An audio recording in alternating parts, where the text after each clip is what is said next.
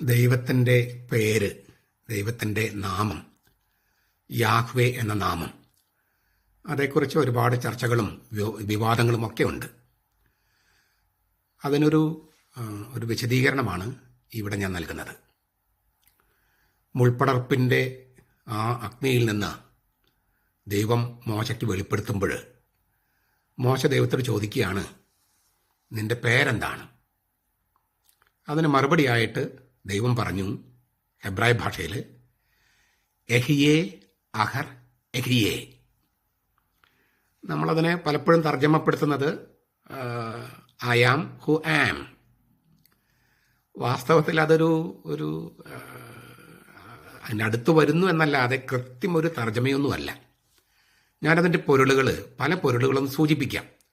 എന്നിട്ട് എന്താണ് ഇങ്ങനെ പല പൊരുളുകൾ ഉണ്ടാകാനുള്ള കാരണമെന്നും ഞാൻ സൂചിപ്പിക്കാം. ഞാനാകുന്നവൻ ഞാനാകുന്നു, അങ്ങനെയും ആകാം. ആയിരിക്കുന്നവൻ ഞാനാകുന്നു എന്നർത്ഥമാകാം. ഞാൻ എന്താണോ അതാണ് ഞാൻ എന്നർത്ഥമാകാം. ഞാൻ തന്നെ. ഇതാണ് ഏറ്റവും പോപ്പുലർ ആയിട്ടുള്ളത്, ഏറ്റവും മനുഷ്യർക്ക് പരിചയമുള്ളൊരു തർജ്ജമ. ഇങ്ങനെ പലതരത്തിൽ ഭാഷപ്പെടുത്താം. വീണ്ടും അതിന് വേറെയും തരത്തിലും അതിന് മൊഴിമാറ്റമാകാം.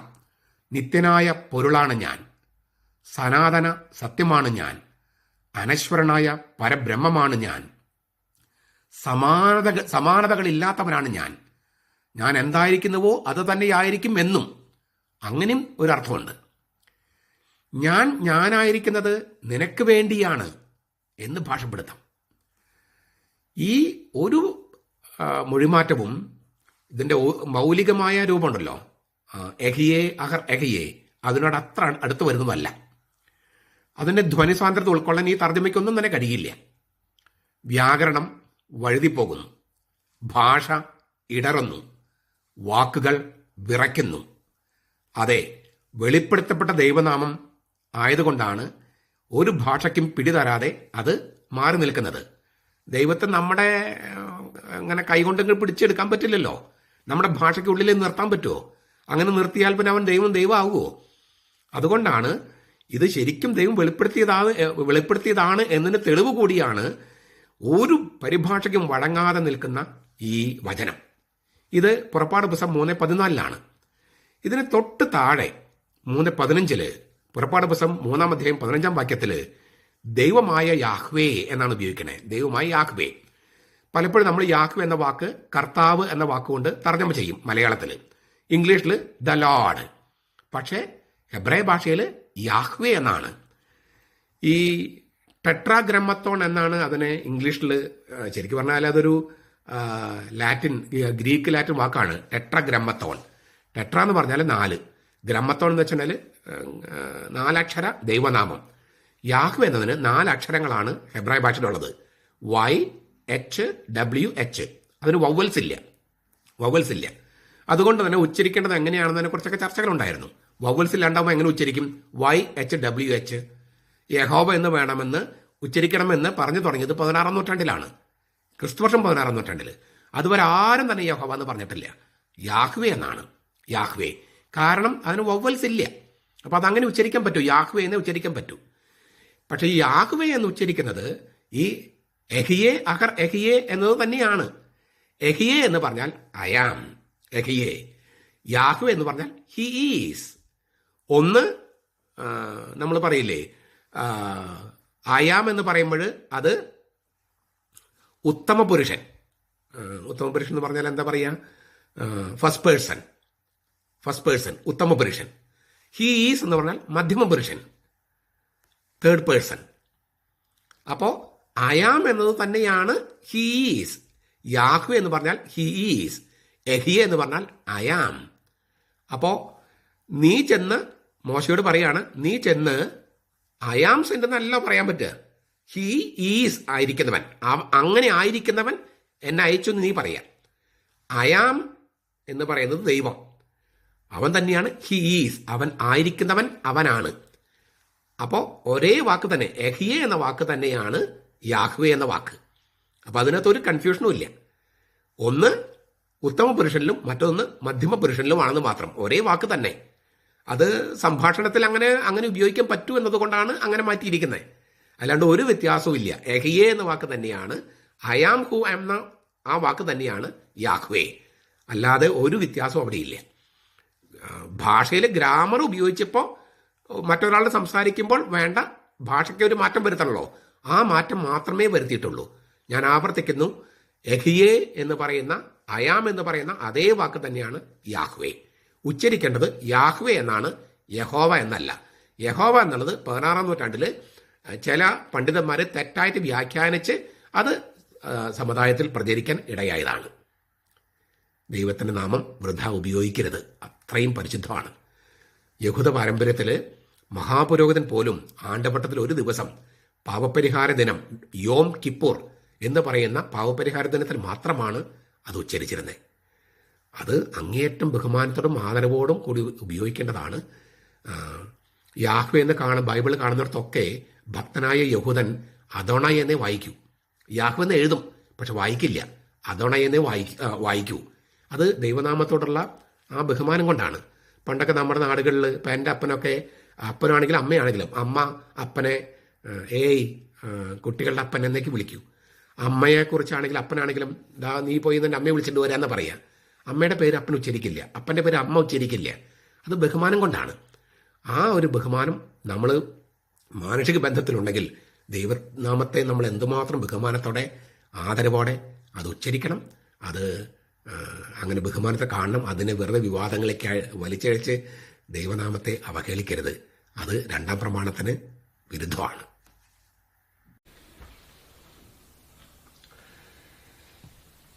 ബൈബിൾ സവിശേഷമായി പഴയ നിയമം മുഴുവൻ അക്രമവും സെക്സുമാണ്. അതിനെ എങ്ങനെ ദൈവവചനമെന്ന് വിളിക്കാം? കുറേ വർഷങ്ങൾക്ക് മുമ്പ് 1994 എന്നാണ് എൻ്റെ ഓർമ്മ, പെരിന്തൽമണ്ണയിൽ ഒരു മുസ്ലിം സ്കൂളിൽ സനന്താന സമ്മേളനം എന്ന് പറയുന്ന ഒരു സമ്മേളനത്തിൽ പ്രസംഗിക്കാനായിട്ട് എന്നെ വിളിച്ചു. 1 മണിക്കൂർ ബൈബിളിനെ കുറിച്ച് ക്ലാസ്, 1 മണിക്കൂർ മുസ്ലിം സഹോദരന്മാരുടെ സംശയങ്ങൾക്ക് മറുപടി. അന്ന് അവർ ചോദിച്ച സംശയങ്ങളിൽ ഒന്നാണ് ഞാനിപ്പോൾ സൂചിപ്പിച്ചത്. ബൈബിള് എങ്ങനെ ദൈവവചനമാണെന്ന് പറയാം? അതിൽ മുഴുവൻ യുദ്ധങ്ങളുടെയും അക്രമത്തിൻ്റെയും ലൈംഗികതയുടെയും അനേകം ഭാര്യമാരുടെയും കഥകളാണല്ലോ. ഇതാണ് ചോദ്യം. ഞാൻ അന്ന് കൊടുത്ത ഉത്തരം, അത് ഞാൻ കൃത്യമായിട്ട് അതിൻ്റെ വേർഡിംഗ് ഒന്നും ഓർക്കുന്നില്ല, വാക്കുകൾ ഞാൻ ഓർക്കുന്നില്ല, പക്ഷെ അതിൻ്റെ ഒരു സെൻസ് ഞാനിപ്പോൾ അവതരിപ്പിക്കുകയാണ്. എൻ്റെ പുറത്തിറങ്ങാനിരിക്കുന്ന പുസ്തകത്തിലെ ഏതാനും പേജുകൾ വലിച്ചു കീറി ഞാനങ്ങൾ അവതരിപ്പിക്കുകയാണ്. അപ്പോൾ അതൊന്ന് ഞാൻ കഥാരൂപത്തിൽ എഴുതിയിരിക്കുന്നത്. അതിൽ ഈ പറഞ്ഞ ചോദ്യത്തിന്, സംശയത്തിന് മറുപടി ഉണ്ട് എന്ന് ഞാൻ വിശ്വസിക്കുന്നു. അതുകൊണ്ട് കഥ കേൾക്കാനായിട്ട് ഞാൻ നിങ്ങളെ ക്ഷണിക്കുകയാണ്. കഥ ഞാൻ വായിക്കുകയാണ്, എൻ്റെ ഇറങ്ങാനിരിക്കുന്ന പുസ്തകത്തിലെ കഥ.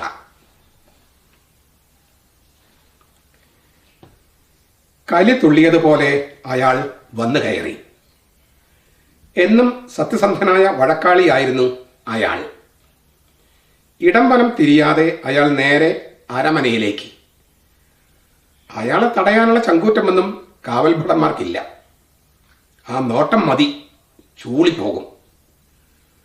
വന്നപാടെ ഒന്നിലധികം അർത്ഥങ്ങൾ നാനാ വഴിക്കും ചിതറി അയാൾ കഥ പറയാൻ തുടങ്ങി. നമ്മുടെ ഒരു പട്ടണത്തിൽ 2 ആളുകളുണ്ടായിരുന്നു. ഒരാൾ പണക്കാരൻ, മറ്റേയാൾ പാവപ്പെട്ടവൻ. നേരും നെറിയുമില്ലാത്ത പണക്കാരന് കന്നുകാലികളും ആടുമാടുകളും 100 കണക്കിന്.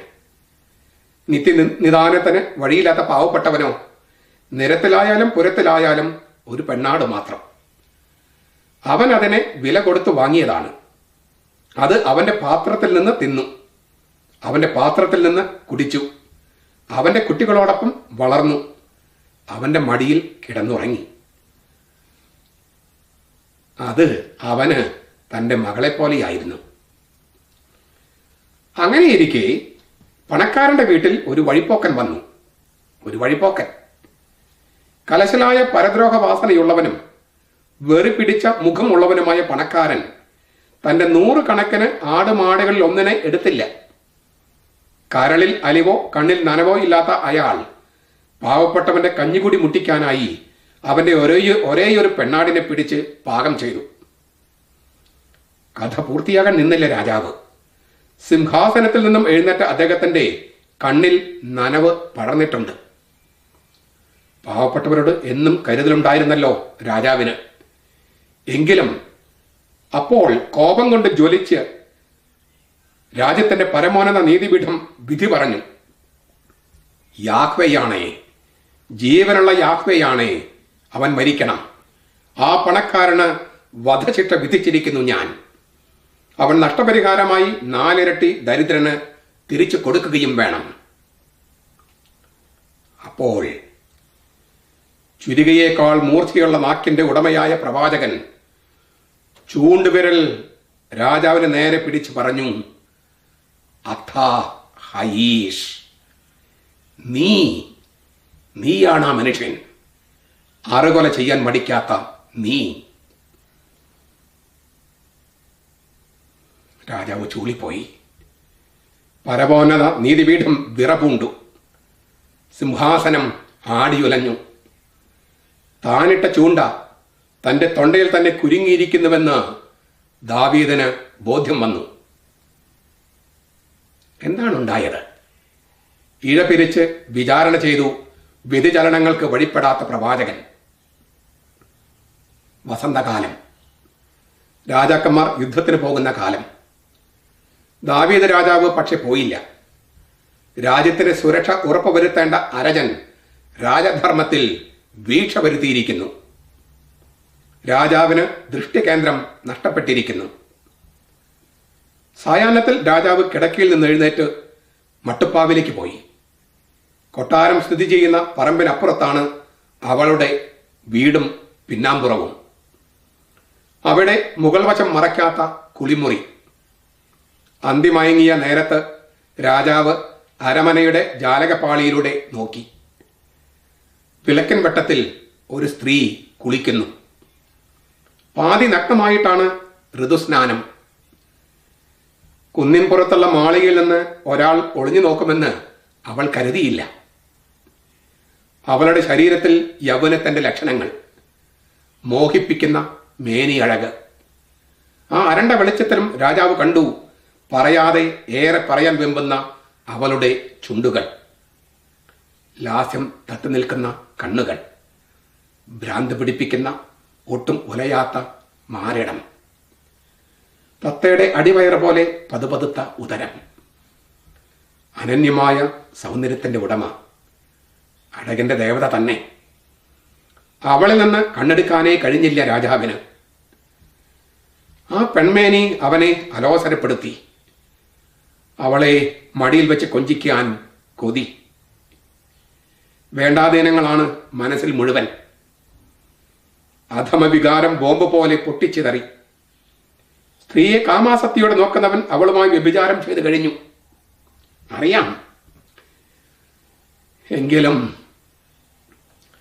ചില ശീലങ്ങളെ കൊന്നുകൊണ്ട് തന്നെയാണ് മനുഷ്യൻ ഉയരത്തിലേക്ക് നടക്കുന്നത് എന്ന കാര്യം തൽക്കാലം രാജാവ് മാറ്റിവെച്ചു.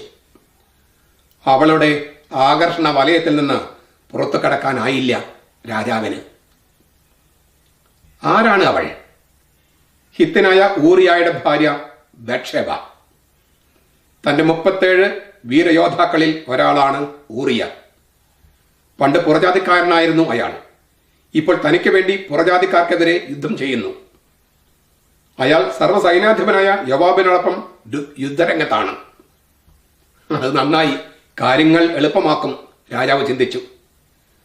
രാജാധികാരത്തിന്റെ അഹന്തയിൽ അവളെ അരമനയിലേക്ക് വിളിപ്പിച്ചു രാജാവ്.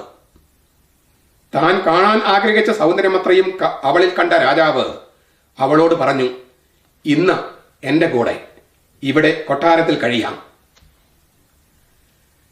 കണവനോട് നെറിവുകേട് കാണിക്കാനാകില്ലെന്ന് അവൾ പറഞ്ഞു. പക്ഷേ സ്വരം പുറത്തു വന്നില്ല. അവൾ വല്ലാതെ ഭയപ്പെട്ടിരുന്നു. അരജനോട് പറ്റില്ലെന്ന് പറയാൻ തുനിഞ്ഞ അവളുടെ വാക്കുകൾ അണ്ണാക്കിൽ കുരുങ്ങി. അയാളുടെ വാളിന്റെ വായ്ത്തലയ്ക്കലാണ് തന്റെ ജീവൻ. കടലിനും പിശാചിനും മധ്യേ താൻ നിൽക്കുന്നുവെന്ന് അവൾ അറിഞ്ഞു. അവയ്ക്കിടയിൽ ഊഞ്ഞാലാടുന്ന തന്റെ ജീവന്റെ നിസ്സഹായത. അയാളുടെ കണ്ണിലെ വിശപ്പും ഹൃദയത്തിലെ അക്രമാസക്തനായ നായയെയും അവൾ കണ്ടു. ഒന്ന് ഉറക്കെ നിലവിളിക്കാൻ കഴിഞ്ഞിരുന്നെങ്കിൽ. കൈത്തലോടാകാൻ കഴിയുന്ന ഒരാളുടെ ചുമലെ തിരഞ്ഞെടുക്കാവൂ എന്ന് അവൾക്ക് അറിയാഞ്ഞിട്ടല്ല. നഗ്നമായ ആണധികാരത്തിന് മുമ്പിൽ നാവ് പൊന്തിയില്ല. വലിയ വീട്ടിൽ പിറക്കാത്ത പെണ്ണുങ്ങൾക്കറിയാം പ്രണയത്തിന്റെ ചൂടിൽ പോലും നേരം തെറ്റി തികട്ടുന്ന ഉത്ഭയത്തിന്റെ പൊള്ളൽ. പക്ഷേ ആണിന്റെ ശരിയാണ് കരിങ്കല്ലിൽ കൊത്തിയ അവസാന വാക്ക്. എപ്പോൾ വേണമെങ്കിലും സമനില കൈവിടാവുന്ന സ്ഥിതിയിലെത്തിയപ്പോൾ വഴിതെറ്റിയ ആ ചെകുത്താന് വഴങ്ങി അവൾ. ഇടയ്ക്കെപ്പോഴോ നോട്ടങ്ങൾ മടക്കി നൽകാൻ തുടങ്ങിയതോടെ അവളുടെ ഉള്ളവും ഇളകാൻ തുടങ്ങിയോ? വൈകാരിക അഭിനിവേശങ്ങളെ നിയന്ത്രിക്കാൻ അവൾ ശ്രമിക്കാതിരുന്നുവോ? പ്രണയത്തോടെ തന്നെ നോക്കാനായി എന്തൊക്കെ ചെയ്യാമോ അവയൊക്കെ അവൾ ചെയ്തുവോ? യൗവനവെയിലിന്റെ തിളക്കം ബാധിച്ച അവൾ അറിയാതെ ഋതുചോദനകൾ കൈമാറിയോ?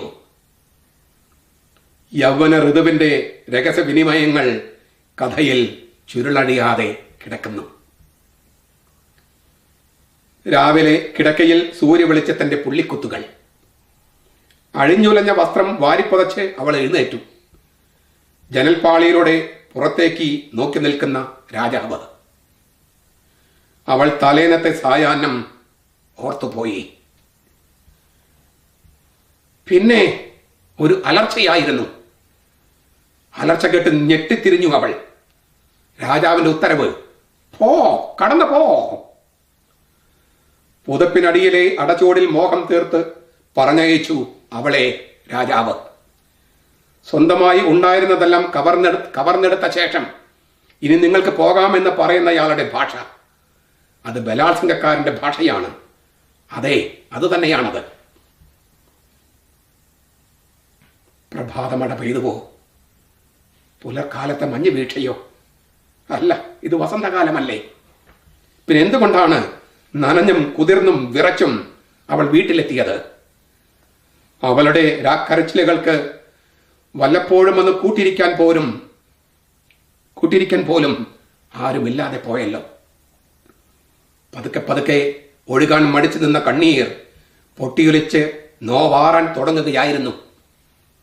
അപ്പോഴാണ് അവൾ കൊടും ഭീതിയോടെ തിരിച്ചറിയുന്നു, പ്രഭുഭവനത്തിലെ നിഗൂഢമായ അന്തരീക്ഷത്തിൽ സംഭവിച്ചതിന്റെ തെളിവുകൾ തന്നിൽ ശേഷിക്കുകയാണ്. കുലസ്ത്രീയുടെ കുപ്പായമഴിച്ചതിന്റെ തൊണ്ടി മുതൽ തന്റെ അടിവയറ്റിൽ രാജബീജം. പാതിവൃത്യഭംഗം ചെയ്ത് മാറ്റുപോയവളായ താൻ ഇതാ വികൃത രൂപം പ്രാപിക്കുകയാണോ? ഇല്ല ഇല്ല, മൂകഭാഷയായിക്കൂടാ. മാനക്കേടിന്റെ ചാപ്പ ഭയന്ന് പറയാൻ മടിച്ചുകൂടാ. ഏതാനും ദിവസം മുമ്പ് പാതി വഴിയിൽ നിലച്ചുപോയ സംഭാഷണം പൂരിപ്പിക്കേണ്ടതുണ്ട്. പുരുഷലോകം കെട്ടിപ്പൊക്കിയ ആണത്വത്തിന്റെ കോട്ടകൾക്കുള്ളിൽ സ്ത്രീകളുടെ അനുവാദം അതിനാവശ്യമില്ല എന്ന വിചാരഗതിയുടെ മുന ഒടിച്ച് കയ്യിൽ കൊടുക്കേണ്ടതുണ്ട്, അത് രാജാവാണെങ്കിലും. അവൾ ദാവീദിനെ അറിയിച്ചു, എനിക്ക് മാസമുറ തെറ്റിയിരിക്കുന്നു. ഒരു ഞെട്ടലോടെയാണ് ദാവീദ് അത് കേട്ടത്. അല്ലേലും അത് അങ്ങനെയാണ്. ആരംഭത്തിൽ മധുരിക്കും, ഒടുക്കം കൈക്കും. ഈ കയ്പിൽ നിന്ന് കരകയറാൻ ഗർഭത്തിന്റെ ഉത്തരവാദിത്തം അവളുടെ ഭർത്താവിന്റെ തലയിൽ കെട്ടിവെക്കാനുള്ള ശ്രമങ്ങൾ ആരംഭിക്കുകയായി അദ്ദേഹം. യുദ്ധരംഗത്ത് നിന്ന് ഊറിയായെ രാജാവിന്റെ അടുക്കലേക്ക് അയക്കാൻ സർവ്വസൈന്യാധിപനായ യോവാബിന് സന്ദേശം പോയി.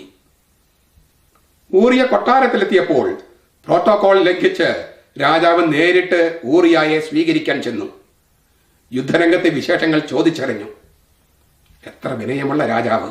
ഊറിയ മനസ്സിലോർത്തു. രാജാവിന്റെ കൗശലം അയാൾക്കറിയില്ലല്ലോ. ദാവീദ് ഊറിയായോട് പറഞ്ഞു, യുദ്ധരംഗത്ത് വരികയല്ലേ, ക്ഷീണം കാണും, വീട്ടിൽ പോയി ഭാര്യയോടൊത്ത് സന്തോഷിക്കൂ. തന്നോടുള്ള അമിതമായ സ്നേഹത്താൽ രാജാവ് യുദ്ധനിയമം മറന്നുപോയെന്ന് ഊറിയ വിചാരിച്ചു. യുദ്ധകാലത്ത് പട്ടാളക്കാരന് ഭാര്യയുമായി ശയിക്കാൻ അനുവാദമില്ലായിരുന്നു. അയാൾ തൊട്ടപ്പുറത്തെ തന്റെ വീട്ടിലേക്ക് പോയില്ല. വഴിഭ്രംശങ്ങൾക്ക് വഴങ്ങാകയിലെ ശാഠ്യനിഷ്ഠ അയാളുടെ കൂടപ്പിറപ്പാണ്. ഊറിയ കൊട്ടാരത്തിൽ നിന്ന് പുറത്തേക്ക് കടന്നപ്പോഴേക്കും ഒരു വണ്ടി നിറയെ സമ്മാനങ്ങൾ അയാളുടെ വീട്ടുപടിക്കലെത്തി. രാജാവ് അയാളെ എത്രമാത്രം ബഹുമാനിക്കുന്നു. പക്ഷേ ഊറിയ മാത്രം വീട്ടിലെത്തിയില്ല. അവൻ അരമനയുടെ പടിപ്പുറയിൽ കിടന്നുറങ്ങി. അയാൾക്ക് എവിടെ കിടന്നാലും ഉറക്കം കിട്ടും. രാജാവ് പതുപതുത്ത മെത്തയിൽ കിടന്നു. പക്ഷേ നിദ്ര അദ്ദേഹത്തെ സന്ദർശിച്ചില്ല. ദാവീദ് എല്ലാം നിരീക്ഷിക്കുകയായിരുന്നു. ഊറിയ വീട്ടിൽ പോയിട്ടില്ല. ദാവീദ് അയാളോട് ചോദിച്ചു, നീ യാത്ര കഴിഞ്ഞ് വന്നവനല്ലേ, വീട്ടിലേക്ക് പോകാത്തതെന്ത്? ഇത് നല്ല കൂത്ത്. പേടകവും ഇസ്രായേലും യഹൂദയും യുദ്ധമുന്നണിയിൽ കൂടാരങ്ങളിൽ വസിക്കുന്നു. സർവ്വസൈനാധിപരും ചേകവരും യുദ്ധരംഗത്ത് പാളയമടിച്ചിരിക്കുന്നു. അങ്ങനെയിരിക്കും ഞാൻ തിന്നാനും കുടിക്കാനും ഭാര്യയുമായി ശയിക്കാനും വീട്ടിൽ കടക്കയോ? അങ്ങാണേ, അങ്ങയുടെ ജീവനാണേ, ഞാനത് ചെയ്യില്ല. ഊറിയ ദാവീദിനോട് പറഞ്ഞു. ഇതുപോലെ വിശ്വസ്തനായ യോദ്ധാവിനെ ദാവീദ് മുമ്പ് കണ്ടിട്ടില്ല. പക്ഷേ ദാവീദ് ഊറിയായോട് പറഞ്ഞു, ഓ അത് ശരി, നന്നായി, നീ ഇന്നും ഇവിടെ താമസിക്കുക. ഊറിയ അന്നും യെറൂസലേമിൽ താമസിച്ചു. പിറ്റേന്നാൾ ദാവീദ് അവനെ ക്ഷണിച്ചു രാജാവിനോടൊപ്പം രാജമേശയിൽ നിന്ന് അത്താഴം കഴിക്കാൻ. ഇതിനേക്കാൾ വലിയ ആദരവ് കിട്ടാനുണ്ടോ ഒരു യോദ്ധാവിന്? ദാവീദ് അവനെ കുടിച്ച് മത്തനാക്കി. കുടിച്ച് ലഹരി പിടിച്ച് കഴിയുമ്പോൾ ഭാര്യയെ തേടുമെന്ന് ദാവീദ് വിചാരിച്ചു. പക്ഷേ ഊറിയ രാജാവിന്റെ പ്രതീക്ഷയെല്ലാം തെറ്റിച്ചു. അവൻ വീട്ടിലേക്ക് പോയില്ല. രാജഭൃത്തന്മാരുടെ കൂടെ തന്റെ വിരിപ്പിൽ കിടന്നുറങ്ങി. വരാന്തയിൽ കിടന്നാലും ഊറിയ ഉറങ്ങും. രാത്രി മുഴുവൻ ഉറക്കമില്ലാതെ രാജാവ് കട്ടിലിന് വലം വച്ചു. ഊറിയ ബത്ശബയുടെ കൂടെ കിടക്കില്ല എന്ന് കണ്ട ദാവീദ് അവസാനം ഏതറ്റം വരെയും പോകാൻ പ്രേരിപ്പിക്കുന്ന കുറ്റവാസനയുടെ കത്തുമുനകളിൽ അഭയം പ്രാപിക്കാൻ തീരുമാനിച്ചുറച്ചു. ഊറിയായുടെ മരണവാറണ്ട് അവന്റെ കയ്യിൽ തന്നെ കൊടുത്തയക്കാനുള്ള ഉളുപ്പില്ലാത്ത കപടതയും ദാവീദിൽ നിന്നുണ്ടായി. യുദ്ധനിപുണനായ ദാവീദ് ഊറിയായെ എങ്ങനെ കൊല്ലണമെന്ന് പോലും ആ കത്തിൽ എഴുതിയിരുന്നു. അംഗം ജയിക്കാൻ അടവുകൾ മാത്രം പോരല്ലോ. പടയിളക്കം കേട്ട കോലാഹലത്തിനുള്ളിൽ ഊറിയ കൊല്ലപ്പെട്ടു. രാജാവിന്റെ ഹൃദയത്തിൽ പ്രവാചക വചനത്തിന്റെ ചാട്ടുളി വീണിരിക്കുന്നു. ധ്യാനാത്മകമായ പ്രണയം വിവാഹേതര ബന്ധത്തിൽ ലഭിച്ചാൽ അത് സ്വീകരിക്കുന്നത് ശരിയാണെന്ന വാദം ദൈവം കേട്ടില്ല. പാടിത്തെറ്റിച്ചൊരു പാട്ട് പോലെയായി തന്റെ ജീവിതം ദാവീദ് ഓർത്തു. ഒന്ന് പതറിയെങ്കിലും സമനില വീണ്ടെടുത്തു ദാവീദ്. തീപാർന്ന പ്രവാചകന്റെ നോട്ടത്തിന് പിന്നിൽ തിരതല്ലുന്ന ആർദ്രതയുടെ മഹാസാഗരം കണ്ട ദാവീദ് വാവിട്ടു കരഞ്ഞുപോയി. പൊളിഞ്ഞുപോയ നാടകമോർത്തല്ല, പൊറുക്കാനെഴുതാത്ത തെറ്റ് ചെയ്തതോർത്ത്. രണ്ടായി പിളർന്ന ഹൃദയത്തിനുള്ളിൽ നിന്ന് പശ്ചാത്താപത്തിന് ജീവജലം ഒഴുകി. പെയ്തു തോർന്ന കരച്ചിലിനൊടുവിൽ ഉള്ളിൽ ശാന്തി നിറഞ്ഞപ്പോൾ ചിരാർജിതമായ കാവ്യ സംസ്കാരത്തിൽ കണ്ണുനീർ കൊണ്ട് കാവ്യമെഴുതി 51-ാം സങ്കീർത്തനം. ചങ്കിൽ കനൽക്കട്ട കോരിയിട്ടതുപോലെ മനസ്സ് വെന്തു നീറുന്നൊരു ഗാനം. സൂര്യകിരീടത്തെ തച്ചുടച്ച ഗാനം. മനസ്സ് തൊട്ട് അത് പാടി മാപ്പ് ചോദിച്ചു ദാവീദ്. അനുതാപത്തിന് സൂചിക്കുത്ത് മനസാക്ഷിയിൽ ഏൽപ്പിച്ച ആഘാതം ഏറ്റുപറഞ്ഞു. ചിതറിത്തെറിച്ച് കുറ്റബോധത്തിന്റെ ഉന്മാദാവസ്ഥയിലേക്ക് പോകാതിരിക്കാൻ, വിഷാദത്തിന്റെ മഞ്ഞുമലയിലിടിച്ച് തകരാതിരിക്കാൻ ഒരു പിൻവിളി വേണമായിരുന്നു. ദൈവത്തിന്റെ തീരാ കാരുണ്യം പകരുന്ന പ്രവാചകന്റെ പിൻവിളി. ദാവീദിന് തിരിച്ചു വരവിന്റെ വിളംബരം കൊടുത്തു പ്രവാചകൻ. നിന്റെ പാപം ക്ഷമിക്കപ്പെട്ടിരിക്കുന്നു, പക്ഷേ പ്രായശ്ചിത്തം ചെയ്യണം. രണ്ടാണ് പ്രായശ്ചിത്തം. ബത്ശബയുടെ കുഞ്ഞ് മരിക്കും. നിന്റെ ഭവനത്തിൽ നിന്ന് വാളൊഴിയുകയില്ല. അതെ, പാപം ക്ഷമിക്കപ്പെട്ടു, പക്ഷേ പരിഹാരത്തിന്റെ വാൾമുന തലയ്ക്ക് മുകളിൽ തൂങ്ങിക്കിടക്കും. ആ കുഞ്ഞ് മരിക്കും, പകരം ശലോമോനെ കിട്ടും. ദാവീദിന്റെ കുടുംബത്തിന്റെ സ്നേഹച്ചുമരിൽ വിള്ളലുകൾ വീഴാൻ തുടങ്ങി. ദാവീദിന്റെ മൂത്ത മകനാണ് അമ്നോൻ. ദാവീദിന് മറ്റൊരു ഭാര്യയിലുണ്ടായ മകളാണ് താമാർ. അവളുടെ നേരാങ്ങളായാണ് അബ്ശലോം. അതിസുന്ദരിയായിരുന്നു താമാർ. ചുണ്ടിലൊളിപ്പിച്ച ചിരി, നിഗൂഢ ഭാവം, മെയ്യഴകും മുഖശ്രീയും കണ്ട് നിന്നുപോയി അമ്നോൻ. അതെ, നല്ല മുഖശോഭ, രാജപദവിക്ക് ചേർന്ന പെണ്ണ് തന്നെ. കണ്ടറിഞ്ഞ സുന്ദരിയെ സചേതനമായി അടുത്തറിയാൻ അമ്നോൻ കൊതിച്ചു. പാടില്ലാത്തതാണ്, പക്ഷെ പ്രായം അനുസരണമില്ലാത്ത കുതിരയെ പോലെ പെരുമാറി. ആര് കണ്ടാലും മോഹിച്ചു പോകുന്ന ആ രൂപത്തിന് എന്നും കനത്ത കാവലാണ്. രാജകുമാരിയല്ലേ? ശകുനിയായ സുഹൃത്ത് ഉപായം പറഞ്ഞു. പനി എന്ന് നടിക്കുക. അപ്പനോട് പറയുക സഹോദരിയോട് അടയുണ്ടാക്കി കിടപ്പുമുറിയിലേക്ക് കൊണ്ടുവരാൻ. പൂവുടയാടകളും ഉടുത്ത് കയ്യിൽ അടയുമായി അവൾ സഹോദരന്റെ മുറിയിലേക്ക്. അത് ചതിക്കുഴിയാണെന്ന് അവൾ അറിഞ്ഞിരുന്നില്ല. അരുതെന്ന അവളുടെ വാക്കുകൾ ബധിരമായ ചെവിയിലാണ് പതിച്ചത്. പ്രണയാർദ്രനായ കാമുകന്റെ ദയനീയാവസ്ഥ കണ്ട് അവൾ പറഞ്ഞു, അപ്പനോട് പറ, അവൻ എന്നെ നിനക്ക് കെട്ടിച്ചു തരാതിരിക്കില്ല. പതനത്തിന്റെ വാരിക്കുഴിയിൽ നിന്ന് രക്ഷപ്പെടാനുള്ള അവളുടെ അവസാനത്തെ ശ്രമമായിരുന്നു അത്. പക്ഷേ ക്ഷണിക പ്രേമത്തിന്റെ അഗ്നിയായിരുന്നു അമ്നോന്റെ മനസ്സിൽ. അവളോടുണ്ടായിരുന്ന നെഞ്ചിലേറിയുന്ന പ്രേമം വാരിക്കളഞ്ഞ് കാമഭ്രാന്തിന് വഴങ്ങി കനിഷ്ഠപുത്രൻ. അവളുടെ ശരീരത്തിൽ ആസക്തിയുടെ ഉത്തരം കണ്ടെത്തിയ അവന്റെ രതിഭ്രമം ഐസ്ക്രീം പോലെ അലിഞ്ഞു തീർന്നു. പ്രണയമില്ലാത്ത ലൈംഗിക ബന്ധം അറപ്പും വെറുപ്പുമാണെന്ന് അവന് തിരിച്ചറിവുണ്ടായത് അപ്പോഴാണ്. കടക്കുപുറത്ത് അവൻ ഉച്ചത്തിൽ അവളോട് പറഞ്ഞു. അവൾ വിസമ്മതിച്ചു. തന്റെ ആത്മാവിലെ വെളിച്ചം തല്ലിക്കെടുത്തിയ അവന്റെ മുമ്പിൽ മുട്ടിൽമേൽ വീണ് അവൾ കെഞ്ചി, ഇപ്പോഴെങ്കിലും എന്നെ വിവാഹം ചെയ്യൂ, എന്നെ നിന്റെ പൊണ്ടാട്ടിയാക്കൂ, ഈ തെറ്റ് തിരുത്തൂ.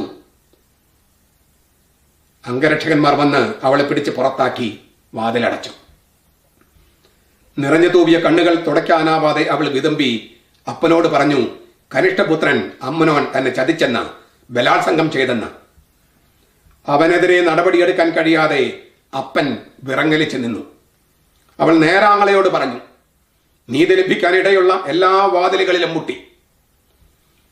പെങ്ങളെ ചതിച്ച അമ്നോനെ ഉത്സവത്തിനിടയിൽ മദ്യം കൊടുത്ത് കൊന്നുകളഞ്ഞു അബ്ശലോം. സഹോദരനെ കൊന്നു. അപ്പനായ ദാവീദിന്റെ ഉപഭാര്യമാരുടെ കൂടെ പകൽ വെളിച്ചത്തിൽ മകനായ അബ്ശലോം ശയിച്ചു. അച്ഛന് മകനോട് അംഗം പിടിക്കേണ്ടി വന്നു. അവൻ വൃക്ഷശിഖരത്തിൽ മുടിയുടക്കി മരിച്ചു വീണു. നിന്റെ ഭവനത്തിൽ നിന്ന് വാൾ ഒഴിയുകയില്ല. ഒരു വാൾ തലയ്ക്ക് മുകളിൽ എപ്പോഴും തൂങ്ങി നിന്നു. ബത്ശബായയുടെ കുഞ്ഞ് രോഗിയായി. കുഞ്ഞിന് ഉടൽ ഞെരിയുന്ന വേദന. മരണം ഈ കുഞ്ഞിന്റെ കട്ടിൽ കീഴെ കാത്തുകെട്ടി കിടന്നു. പൗരപട്ടികയിൽ ഇടം പിടിക്കാതെ ആ കുഞ്ഞു പോയി. വിധി രോഗമായും അപകടമായും കൊലപാതകമായും അലസിപ്പോയ ഗർഭങ്ങളായും വിടാതെ പിന്തുടർന്നപ്പോഴും അമർത്തിയ ഗദ്ഗതവുമായി ഈശ്വരപീഠത്തിന്റെ കൽപ്പടിയിൽ മിഴിപൂട്ടിയിരുന്നു പ്രാർത്ഥിക്കുകയായിരുന്നു ദാവീദ്. ഒരു ദേശത്തിന് ഉടയവൻ. ദേവാസുര യുദ്ധമായിരുന്നു ദാവീദിന്റെ ജീവിതം. പാപങ്ങളുടെ ശൃംഖല തീർക്കുന്നു. ആദ്യം രാജാവിന് ഫോക്കസ് നഷ്ടപ്പെട്ടു, ദൃഷ്ടികേന്ദ്രം. എന്തുകൊണ്ട്?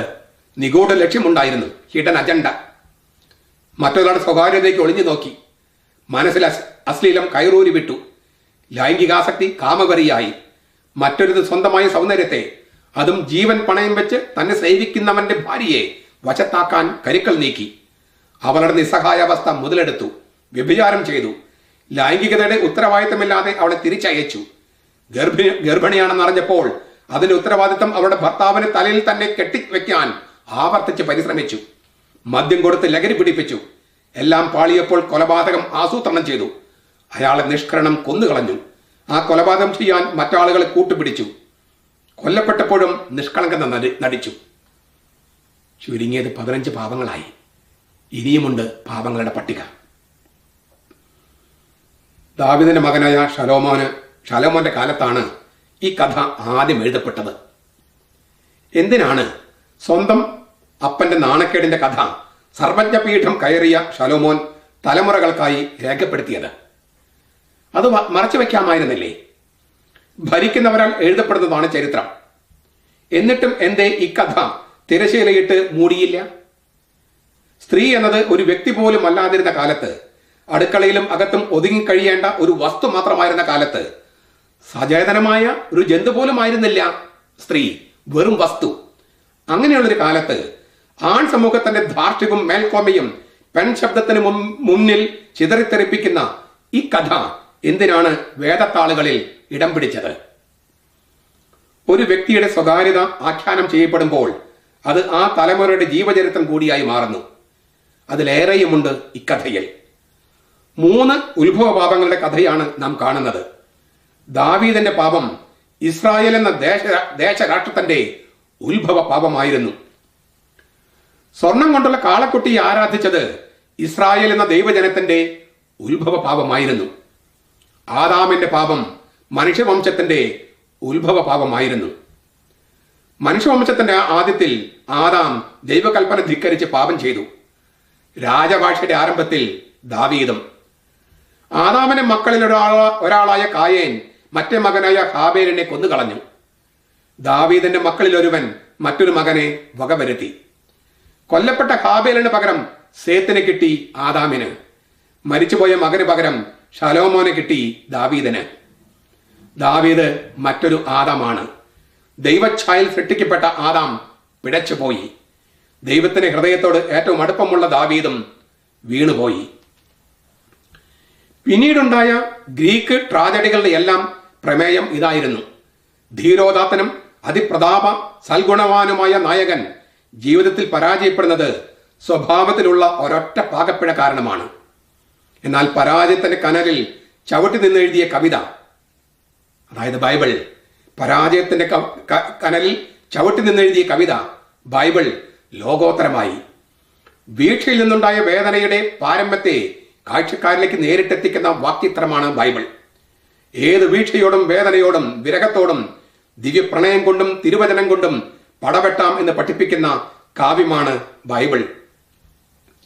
ശലോമോന്റെ മാന്ത്രിക വിരലുകൾ ദേവവചനം വാർത്തെടുക്കുന്നു. ചെയ്തുപോയ വലിയ തെറ്റ് ഏറ്റുപറഞ്ഞ് തെറ്റിനേക്കാൾ വലിയ ശരി കൊണ്ട് തെറ്റിനെ തിരുത്തുന്ന പ്രതിഭയുടെ പൊൻവട്ടം നാം കാണുന്നു. കണ്ണീരും കരളുറപ്പും സമാസമം ചേർന്നതാണ് നമ്മുടെ ജീവിതത്തിന്റെ അർത്ഥവും ലക്ഷ്യവുമെന്ന് നാം തിരിച്ചറിയുന്നു. എന്താണ് ശലോമോൻ നമ്മോട് പറയുന്നത്? ദൈവത്തിന്റെ ഹൃദയത്തോട് ഏറ്റവും അടുപ്പമുള്ളവനായിരുന്നു ദാവീദ്. അദ്ദേഹം വീണു. ദൈവത്തിന്റെ ഹൃദയത്തോട് അടുപ്പമുള്ള ഏത് മനുഷ്യനും വീഴ്ചയുടെ വിത്ത് ഉള്ളിൽ പേറുന്നുണ്ട്.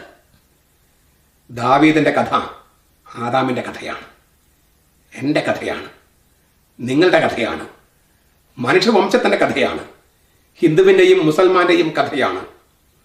സ്വയം എഴുന്നേൽക്കാൻ കഴിയാത്ത വാരിക്കുഴിയിലേക്കാണ് നാം മനുഷ്യർ വീഴുന്നത്.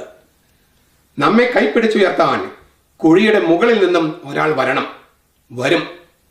ജീവിതമെന്ന രഥയാത്രയിൽ കുതിരകൾ വഴിമറന്ന് പായാം. എന്നാൽ സധൈര്യം കടിഞ്ഞാൻ വീണ്ടെടുത്ത് ആ തേര് മുന്നോട്ട് ഓടിക്കണം. അതിന് നമുക്കൊരു സാരഥി വേണം. പ്രണയവും ചതിയും ന്യായാന്യായങ്ങളും കൂടിക്കുഴഞ്ഞ ഈ ലോകത്തിൽ പ്രണയം മരണത്തെ അതിജീവിക്കുന്ന തിരുവുത്ഥാനത്തിന്റെ വെള്ളി വെളിച്ചവുമായി വരുന്ന യേശു നമ്മുടെയെല്ലാം അക്രമം സ്വന്തം ശരീരത്തിലേക്ക് ആവാഹിച്ച് കുരിശിൽ കത്തിച്ചു കളഞ്ഞുകൊണ്ടിരിക്കും എന്നും എപ്പോഴും. വാരിക്കുഴിയിൽ നിന്ന് നമ്മൾ കൈനീട്ടി അവന്റെ വിരലിൽ പിടിച്ചാൽ അവൻ നമ്മെ ഇതിൽ നിന്നും പൊക്കിയെടുക്കും. ആ കൈ, അവൻ നീട്ടിത്തരുന്ന കൈ തട്ടിത്തെറിപ്പിക്കാൻ നമുക്ക് സ്വാതന്ത്ര്യമുണ്ട്. അവൻ നീട്ടിത്തരുന്ന വിരലിൽ കൈപിടിച്ച് വാരിക്കുഴിയിൽ നിന്നും പുറത്തേക്ക് വരാനുള്ള ആ സാധ്യതയുമുണ്ട്. ഈ സാധ്യതയെ ബൈബിൾ വിളിക്കുന്ന പേരാണ് വിശ്വാസം. ഞാനൊന്ന് ആവർത്തിക്കുകയാണ്.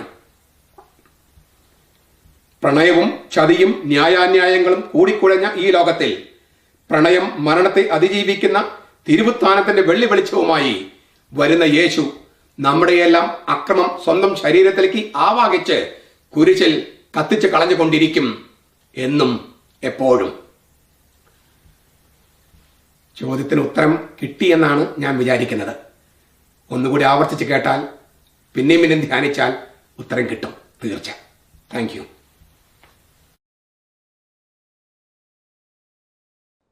ദൈവം എല്ലായിടത്തും ഇല്ലേ?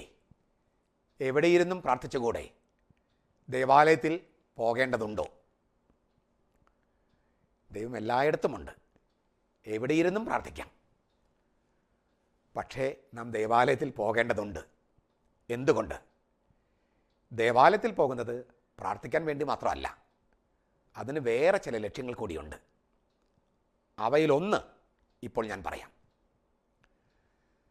വിശ്വാസ പ്രമാണം എന്ന് സഭ, കത്തോലിക്ക സഭ വിളിക്കുന്ന ആ വിശ്വാസ സംഹിതയ്ക്ക് പണ്ട് വേറൊരു പേരുണ്ടായിരുന്നു. സഭാപിതാക്കന്മാർ അതിനെ വിളിച്ചിരുന്നത് സിംബോളും എന്നാണ്. ഒരു ഗ്രീക്ക് വാക്കിൽ നിന്നാണ് ഈ വാക്ക് ഉത്ഭവിക്കുന്നത്. സിം ബാലെയിൻ, ഒന്നിച്ച് എറിയുക എന്നാണ് ആ വാക്കിനർത്ഥം. ഈ വാക്ക് ഉത്ഭവിച്ചത് ഒരു യവന പുരാണത്തിലാണ്, ഗ്രീക്ക് മിത്തോളജി. ആ പുരാണം യവന തത്വജ്ഞാനിയായ പ്ലേറ്റോ അവതരിപ്പിക്കുന്നത് ഇങ്ങനെയാണ്: ദൈവം മനുഷ്യനെ സ്ത്രീയും പുരുഷനും ഒരാളായിട്ടാണ് സൃഷ്ടിച്ചത്. രണ്ടാളായിട്ടല്ല, സ്ത്രീയും പുരുഷനും ഒരൊറ്റ ആള്. അങ്ങനെയാണ് മനുഷ്യനെ സൃഷ്ടിച്ചത്. ആ ജീവി ദൈവത്തെ ധിക്കരിച്ചു. ശിക്ഷയായി ദൈവം ഈ ഒരാളായിരിക്കുന്ന മനുഷ്യനെ നേർ പകുത്തു, രണ്ടായി വിഭജിച്ചു. ഒരു ഭാഗം പുരുഷനായി, മറുഭാഗം സ്ത്രീയായി. പക്ഷെ മൗലിക രൂപത്തിൽ അവർ ഒന്നായിരുന്നു. അതിനാൽ അവരുടെ ബേസിക് ഇൻസ്റ്റിങ്ക്റ്റ് ഒന്നിച്ച് വരാനാണ്, ഒന്നിച്ച് പോകാനാണ്. ഇങ്ങനെ സ്ത്രീയും പുരുഷനും ആണും പെണ്ണും ഇങ്ങനെ ഒന്നിച്ച് പോകാൻ ആഗ്രഹിക്കുന്ന അതിനെയാണ് സിംബോളും എന്ന വാക്കുകൊണ്ട് ചിഹ്നപ്പെടുത്തുന്നത്. എന്തിനാണ് വിശ്വാസത്തെ അടയാളപ്പെടുത്താൻ ഈ വാക്ക് ഉപയോഗിച്ചത്? കാരണം വിശ്വാസം ഒരു ഒന്നിച്ച് പോക്കാണ്. ഒരു ഉദാഹരണം പറയാം. എൻ്റെ വിശ്വാസം അത് തനിയെ എടുത്താൽ വളരെ ദുർബലമാണ്, ബലഹീനമാണ്. ഒരു ഈർക്കിലി പോലെയാണ്, പെട്ടെന്ന് ഒടിഞ്ഞു പോകാം. ചില ദുരന്തങ്ങൾ വന്നാൽ, തുടർച്ചയായി രോഗമെന്നെ അലട്ടിയാൽ, ചില തകർച്ചകൾ സംഭവിച്ചാൽ, അപ്പോഴൊക്കെ പെട്ടെന്ന് ഞാൻ സംശയിക്കാൻ തുടങ്ങും, ദൈവമുണ്ടോ? വല്ല ശാപം മൂലമാണോ? പൂർവ്വപിതാക്കന്മാരുടെ ശാപമാണോ? എന്തുകൊണ്ട് ഈ തകർച്ചകൾ? വാസ്തവത്തിൽ നമുക്ക് നടക്കാൻ 2 കാലുകൾ മതി. പക്ഷെ ചിലർക്ക് തോന്നും ഒരു ഊന്നുകാല്, ഒരു ഊന്നുപടി വേണം. അങ്ങനെ ഒരു ഊന്നുപടി തേടി ചാത്തൻ സേവ, ഏലസ്, കൂടോത്രം, കണിയാൻ്റെ അടുക്കൽ പോകൽ, കൈരേഖ നോക്കൽ, ജാതകം നോക്കൽ, ഇങ്ങനെ ഒരുപാട് ഊന്നുപടികൾ തേടിപ്പോകും. കാരണം എന്താണ്?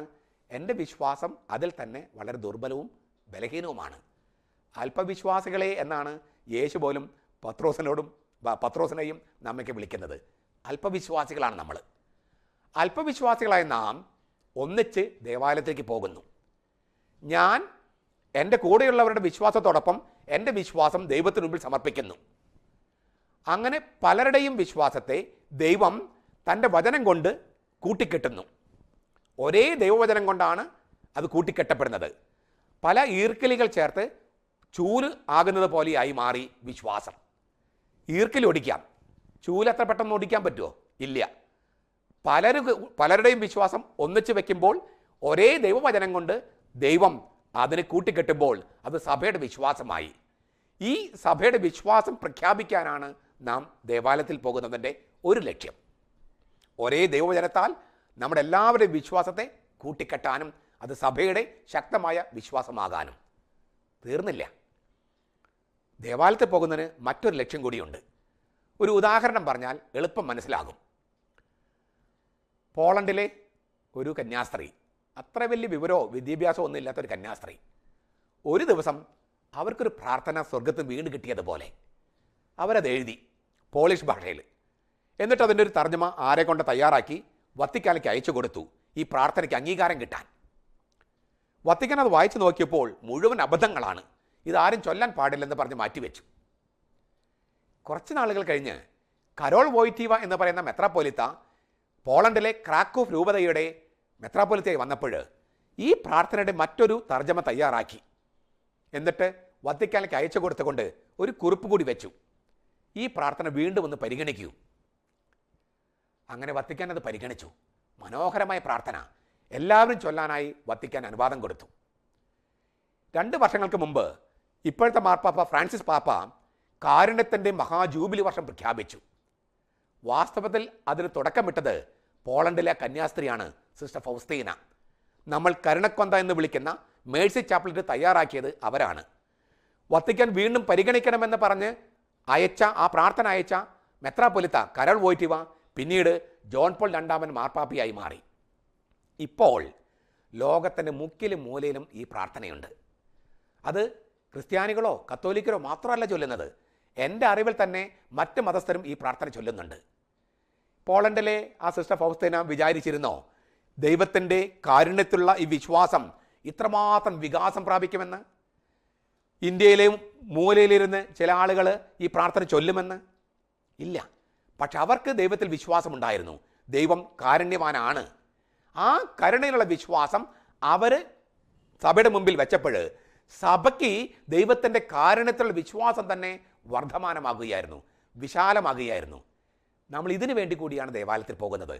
എൻ്റെ വിശ്വാസം സഭയ്ക്ക് കൊടുത്തിട്ട് സഭയുടെ വിശ്വാസത്തെ വിശാലമാക്കാൻ. കാരണം എന്താണ്? സഭയുടെ വിശ്വാസവും പരിപൂർണമല്ല, അത് വളർന്നുകൊണ്ടിരിക്കുകയാണ്. എല്ലാം തികഞ്ഞ വിശ്വാസമാണെങ്കിൽ പിന്നെ വളരാൻ പറ്റുമോ? സഭയുടെ വിശ്വാസം വളർന്നുകൊണ്ടിരിക്കുകയാണ്. ലോകാവസാനം വരെ, യേശുവിൻ്റെ ദ്വിതീയ ആഗമനം വരെ അത് വളർന്നേക്കൊണ്ടേ ഇരിക്കണമെങ്കിൽ ഞാൻ എൻ്റെ വിശ്വാസം സഭയ്ക്ക് സംഭാവന ചെയ്യേണ്ടതുണ്ട്. അതിനു വേണ്ടി കൂടിയാണ് ഞാൻ ദേവാലയത്തിൽ പോകുന്നത് മറ്റുള്ളവരോടൊപ്പം.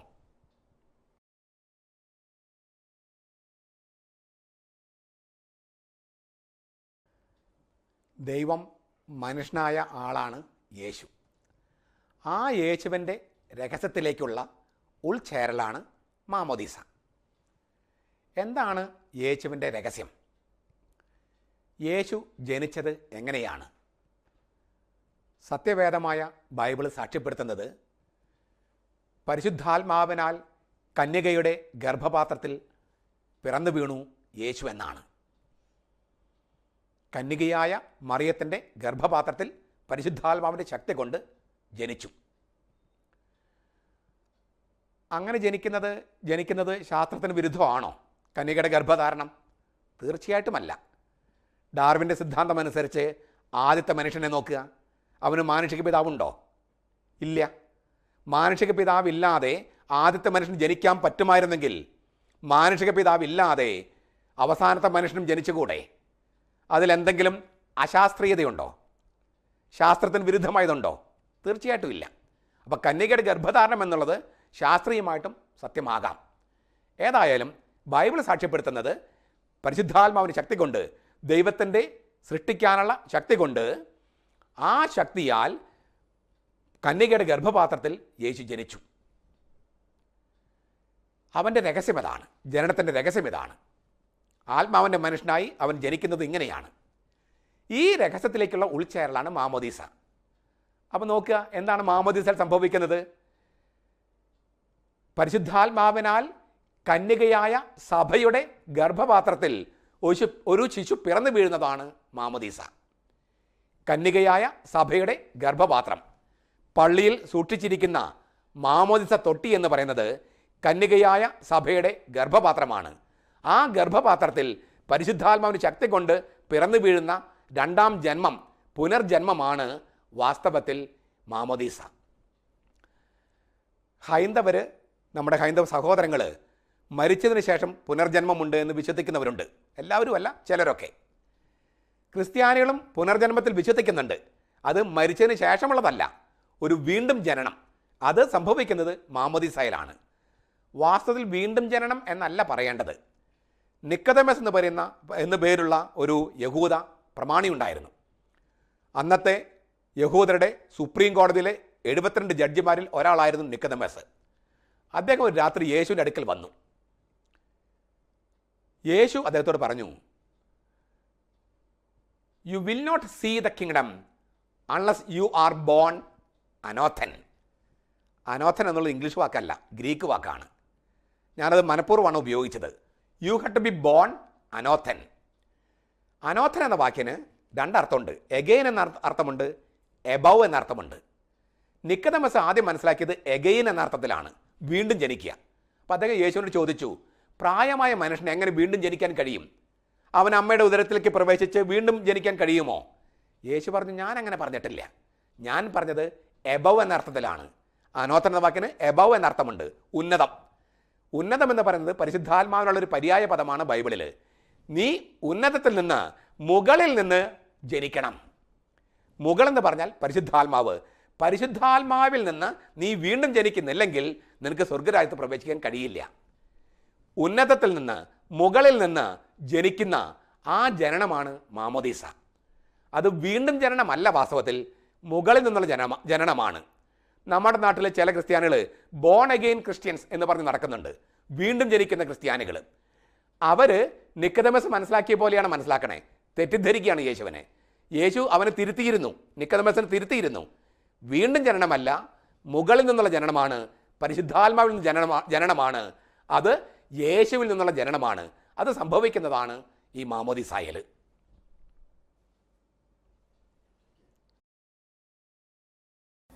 നമസ്കാരം. കഴിഞ്ഞ ദിവസം ഞാനൊരു പോസ്റ്റ് ഇട്ടിരുന്നു. യഹൂദന്മാർ യേശുക്രിസ്തുവിനെ സ്വീകരിക്കാതെ പോയോ? യഹൂദന്മാർ വിശ്വസിക്കുന്ന ദൈവം ആര്? അത് കണ്ടവരിൽ ഒരാൾ എന്നോടൊരു ചോദ്യം ചോദിച്ചു. അച്ചോ, ദൈവമായ യഹോവ ഏകനാണെന്നും ഏകാന്തനാണെന്നുമുള്ള യഹൂദന്മാരുടെ ആ വിശ്വാസം തെറ്റിദ്ധാരണയല്ലേ? അതെ, തെറ്റിദ്ധാരണയാണ്. അതിലേക്ക് വരുന്നതിന് മുമ്പ് ഒരു കാര്യം പറയട്ടെ. യഹോവ എന്ന് ഉച്ചരിക്കാൻ പാടില്ല, അത് തെറ്റായ ഉച്ചാരണമാണ്. യാഹ്വേ എന്ന് ഉച്ചരിക്കണം. യാഹ്വേ. യഹോവ സാക്ഷികൾ എന്ന് പറഞ്ഞിട്ട് നമുക്കൊരു വിഭാഗമുണ്ട്. അവരുടെ ആസ്ഥാനം എന്ന് പറയുന്ന ആ സ്ഥലത്ത്, അതിൻ്റെ പേര് വാച്ച് ടവർ എന്നാണ്, അമേരിക്കയിൽ വാച്ച് ടവർ. അവിടുന്ന് പബ്ലിക്കേഷൻസ് ഉണ്ട്, ഒരുപാട് പ്രസിദ്ധീകരണങ്ങൾ അവർ നടത്തിയിട്ടുണ്ട്. അതിൽ അവർ തന്നെ പറയുന്നുണ്ട് യഹോവ എന്ന് ഉച്ചരിക്കുന്നത് തെറ്റാണ്. എങ്കിലും നമ്മൾ തുടർന്ന് ഉപയോഗിക്കും. എന്തുകൊണ്ടാണ്? നമ്മൾ കഴിഞ്ഞ കുറേ കൊല്ലങ്ങളായിട്ട് അങ്ങനെയാണ് ഉപയോഗിച്ച് വരുന്നത്. ഉപയോഗിക്കും, തെറ്റാണ്, എന്നാലും ഞങ്ങൾ ഉപയോഗിക്കും. ഇത് യഹോവ സാക്ഷികൾ തന്നെ പറഞ്ഞിട്ടുള്ള സംഗതിയാണ്. എൻ്റെ ഒരു പുസ്തകമുണ്ട്, name of God and his epithets. ദൈവത്തിൻ്റെ പേര്, പിന്നെ അവൻ്റെ വിശേഷണങ്ങൾ. അങ്ങനെ ഒരു ദൈവത്തിൻ്റെ ഒരു പേര് യാഹ്വേ, പിന്നെ ഒരു 200 ചില്ലാനം വിശേഷണങ്ങൾ, അത് ഉൾക്കൊള്ളിച്ചുള്ള എൻ്റെ ഒരു പുസ്തകമാണ്. അതിന് അദ്ദേഹം വിശദമായി കൊടുത്തിട്ടുണ്ട്. ഈ തെറ്റാണ്, ഉപയോഗിക്കാൻ തെറ്റാണ്, പിന്നെ ഞങ്ങൾ ഉപയോഗിച്ചുകൊണ്ടിരിക്കും എന്ന് പറഞ്ഞാൽ ഞങ്ങൾ തിന്മ ചെയ്തുകൊണ്ടിരിക്കുന്നു, അതുകൊണ്ട് ഞങ്ങൾ തിന്മയിൽ കണ്ടിന്യൂ ചെയ്യും എന്നതിന് തുല്യമാണ്. അതുകൊണ്ട് യഹോവ സാക്ഷികൾ അതൊന്ന് മാറ്റുകയാണ് നല്ലതെന്നാണ് എൻ്റെ അഭിപ്രായം. അത് നിങ്ങളുടെ പബ്ലിക്കേഷൻ തന്നെ പറഞ്ഞിട്ടുള്ളതാണ്, അംഗീകരിച്ചിട്ടുള്ളതാണ്. ഇനി യഹൂദന്മാരുടെ തെറ്റിദ്ധാരണയാണോ അല്ലയോ എന്നുള്ള ആ ചോദ്യത്തിലേക്ക് വരാം. നമുക്കൊരു ടെക്സ്റ്റ്, പഴയ നിയമത്തിലൊരു ടെക്സ്റ്റ് എടുക്കാം. ഈ പഴയ നിയമത്തിൽ തൃത്വത്തെക്കുറിച്ച് സങ്കല്പങ്ങൾ കാര്യമായിട്ടില്ല എന്നാണ് ആളുകളുടെ വിചാരം. യഹൂദന്മാരുടെയും ഒക്കെ വിചാരം അതായിരുന്നു. അതുകൊണ്ട് ഒരു ടെക്സ്റ്റ് നമുക്കൊന്ന് പരിശോധിക്കാം. 110 സങ്കീർത്തനമാണ്. അത് ദാവീദിന്റെ സങ്കീർത്തനം എന്നാണ് അതിന്റെ തലക്കെട്ട്. അതിലിങ്ങനെ പറയുന്നു, ഞാൻ വ്യക്തതയ്ക്ക് വേണ്ടി പറയാണ്, യാഹ്വേ എൻ്റെ കർത്താവിനോട് പറഞ്ഞു, നീ എൻ്റെ വലത്ത് വശത്തിരിക്കുക. അത് 1-ാമത്തെ വാക്യത്തിൽ, 110 സങ്കീർത്തനം 1-ാമത്തെ വാക്യം. 4-ാമത്തെ വാക്യത്തിൽ പറയുന്നു, നീ മെൽക്കിസേദെക്കിന്റെ ക്രമപ്രകാരം നിത്യപുരോഹിതനാണ്. ഈ സങ്കീർത്തനത്തെ ചൊല്ലിയുള്ള വ്യാഖ്യാനം പുതിയ നിയമത്തിലുണ്ട്. യേശുക്രിസ്തു തന്നെ നൽകുന്ന ഒരു വ്യാഖ്യാനമുണ്ട്. മത്തായിയുടെ സുവിശേഷത്തിൽ 22-ാമത്തെ അധ്യായത്തിൽ 42-ാമത്തെ വാക്യം മുതൽ 41 മുതൽ പ്രീശന്മാർ ഫരീസയർ ഒരുമിച്ച് കൂടിയപ്പോൾ യേശു അവരോട് ചോദിച്ചു, ക്രിസ്തുവിനെ കുറിച്ച് നിങ്ങൾക്ക് എന്ത് തോന്നുന്നു? അവൻ ആരുടെ പുത്രനാണ്? ദാവീദിന്റെ പുത്രൻ എന്ന് അവർ മറുപടി പറഞ്ഞു. അപ്പോൾ യേശുക്രിസ്തു അവരോട് ചോദിച്ചു, എന്നാൽ ദാവീദ് തന്നെ ആത്മാവിനാൽ അവനെ കർത്താവ് എന്ന് വിളിക്കുന്നത് എങ്ങനെ? ഞാൻ നിന്റെ ശത്രുക്കളെ നിന്റെ പാദപീഠമാക്കുവോളം എന്റെ വലത്ത് ഭാഗത്ത് ഇരിക്കുക എന്ന് കർത്താവ് എന്റെ കർത്താവിനോട് അരുളി ചെയ്തു എന്ന് പറയുന്നുവല്ലോ. ദാവീദ് അവനെ കർത്താവ് എന്ന് പറയുന്നുവെങ്കിൽ അവന്റെ പുത്രൻ ആകുന്നത് എങ്ങനെ? ഈ സങ്കീർത്തനം ദൈവമായ കർത്താവ് ദാവീദിനോട് പറഞ്ഞതാണെന്നും ദാവീദിനോട് ദൈവത്തിന്റെ വലത്തുവശത്തിരിക്കാൻ പറഞ്ഞതാണെന്നുമാണ് യഹൂദന്മാരെ വ്യാഖ്യാനിച്ചിരുന്നത്. പിന്നെ വരാനിരിക്കുന്ന മിശിഹായും അതുപോലെ ആയിരിക്കുമെന്നാണ്.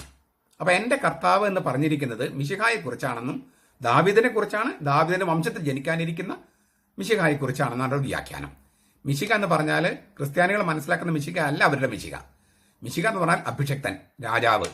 അതായത് നമ്മൾ ക്രിസ്ത്യാനികൾ മിശിക എന്ന് വിചാരിക്കുമ്പോൾ യേശു ക്രിസ്തു ദൈവം മനുഷ്യനായ ആളെയാണ് ഉദ്ദേശിക്കുന്നത്. യഹൂദന്മാർ അങ്ങനെയല്ല ഉദ്ദേശിച്ചിരുന്നത്. ആ ധാരണയാണ് യേശു ക്രിസ്തു തിരുത്തണേ. ദാവീദ് പരിശുദ്ധാത്മാവിനാൽ പ്രചോദിതനായി അവനെ കർത്താവ് എന്ന് വിളിക്കുന്നെങ്കിൽ അവൻ ദാവീദിന്റെ പുത്രനാകുന്നത് എങ്ങനെ? യേശു തന്നെയാണ് ഈ വിവാദത്തിന് തുറക്കട്ടത്. അവരുടെ വ്യാഖ്യാനം തെറ്റാണെന്ന് കാണിക്കാൻ വേണ്ടി. യാഹ്വേ അദോണായി എന്നാണ് ഉച്ചരിക്കുക യഹൂദന്മാര്, യാഹ്വ എന്ന് എഴുതിയാലും. അദോണി എന്റെ കർത്താവിനോട് പറഞ്ഞു. അപ്പം കർത്താവ് എന്റെ കർത്താവിനോട് പറഞ്ഞു, നീ എന്റെ വലത്ത് വശത്തിരിക്കുക, നീ മെൽക്കിസേദെക്കിനെ പോലെ നിത്യപുരോഹിതനാണ്. ആരാണ് മെൽക്കിസേദെക്ക് എന്നുകൂടി കണ്ടിട്ട് നമുക്ക് തിരിച്ചു വരാം. മെൽക്കിസേദെക്ക് 3 സ്ഥലത്താണ് ബൈബിളിൽ പ്രത്യക്ഷപ്പെടണേ. ഉൽപ്പത്തി പുസ്തകം 14-ാം അധ്യായം, പിന്നെ സങ്കീർത്തനം 110, പിന്നെ ഹെബ്രായ ലേഖനം. ഹെബ്രായ ലേഖനത്തിലെ 7-ാമത്തെ അധ്യായത്തിൽ ആരാണ് ഈ മെൽക്കിസേദെക്ക് എന്നുള്ള വിശദമായി വ്യാഖ്യാനമുണ്ട്. ഷാലേം രാജാവും അത്യുന്നതനായ ദൈവത്തിന്റെ പുരോഹിതനുമായ മെൽക്കിസേദെക്ക് രാജാക്കന്മാരെ ജയിച്ച് മടങ്ങി വന്ന അബ്രഹാമിനെ എതിരേറ്റ് അനുഗ്രഹിച്ചു. അബ്രഹാം അവന് സകലത്തിലും 10-1 കൊടുത്തു. അവന്റെ പേരിന് ആദ്യം നീതിയുടെ രാജാവെന്നും പിന്നെ ഷാലോം രാജാവ് എന്ന് വെച്ചാൽ സമാധാനത്തിന്റെ രാജാവ് എന്നും അർത്ഥം. ഇനി വിശേഷണങ്ങൾ: അവന് പിതാവില്ല, മാതാവില്ല, വംശാവലില്ല, ജീവിതത്തിന്റെ ആരംഭമില്ല, അവസാനമില്ല, അവൻ ദൈവപുത്രന് തുല്യനാണ്. ഇനി യേശുക്രിസ്തു മെൽക്കിസേദെക്കിന്റെ ക്രമപ്രകാരമായതുകൊണ്ടാണ് നിത്യപുരോഹിതനായിരിക്കുന്നത്. നമുക്കൊന്നുകൂടി നോക്കുക. അത്യുന്നതനായ ദൈവത്തിന്റെ പുരോഹിതൻ, നീതിയുടെ രാജാവ്, സമാധാനത്തിന്റെ രാജാവ്, പിതാവില്ല, മാതാവില്ല, വംശാവലില്ല, ആരംഭമില്ല, അവസാനമില്ല, ദൈവപുത്രനെ പോലെ ഇരിക്കുന്നു. യേശുക്രിസ്തു നിത്യപുരോഹിതനായിരിക്കുന്നത് മെൽക്കിസേദെക്കിന്റെ ക്രമപ്രകാരത്തിലായിരിക്കുന്നത് കൊണ്ടാണ്. ഒരാളെ കുറിച്ച് പറഞ്ഞത്, ഇങ്ങനെ ഒരാള് പിതാവില്ല, മാതാവില്ല, വംശാവലില്ല, ആരംഭമില്ല, അവസാനമില്ല, ദൈവപുത്രനെ പോലെ ഇരിക്കുന്നു, അത്യുന്നതനായ ദൈവത്തിന്റെ പുരോഹിതനാണ്. യേശുക്രിസ്തു നിത്യപുരോഹിതനായിരിക്കുന്നത് മെൽക്കിസേദെക്കിന്റെ ക്രമപ്രകാരമാണ്. ആരാണ് ഈ മെൽക്കിസേദെക്ക്? പരിശുദ്ധാത്മാവ്. പരിശുദ്ധാത്മാവിന്റെ ക്രമത്തിലായതുകൊണ്ടാണ്, ദൈവാത്മാവിന്റെ ക്രമത്തിലായതുകൊണ്ടാണ്, അഹറോന്യ പൗരോഹിത്യം അല്ലാത്തത് കൊണ്ടാണ് യേശുക്രിസ്തു നിത്യപുരോഹിതനായിരിക്കുന്നത്. കത്തോലിക്ക സഭയുടെ മതബോധനം എന്ന പുസ്തകം അതെല്ലാ കത്തോലിക്കനും വായിക്കേണ്ടതാണ് കേട്ടോ. എല്ലാവരും വായിക്കണേ. അത് വായിച്ചില്ലെങ്കിൽ കത്തോലിക്കരാകില്ലെന്നാ അതിൻ്റെ അർത്ഥം. അതിനകത്ത് ഒരു വാചകമുണ്ട്, ഒരൊറ്റ പുരോഹിതനേ ഉള്ളൂ, ഒരൊറ്റ പുരോഹിതൻ, അവൻ യേശുക്രിസ്തുവാണ്. നമ്മളിപ്പോൾ പുരോഹിതന്മാര്, വൈദികര് എന്ന് വിളിക്കുന്നവര് അവരെല്ലാവരും ശുശ്രൂഷകരാണ്. There is only one priest, that is Jesus Christ. All others whom we call priests are only ministers. അതുകൊണ്ടാണ് ശുശ്രൂഷ പൗരോഹിത്യം എന്നാണ് അച്ഛന്മാരുടെ പൗരോഹിത്യത്തെ വിളിക്കുന്നത് തന്നെ. ശുശ്രൂഷകരാണോ അത്? മിനിസ്റ്റേഴ്സ്, ശുശ്രൂഷകരാണ്. ശുശ്രൂഷകർ, ഏക പുരോഹിതന്റെ ശുശ്രൂഷകര്. നമുക്ക് വീണ്ടും സങ്കീർത്തനത്തിലേക്ക് പോവുക.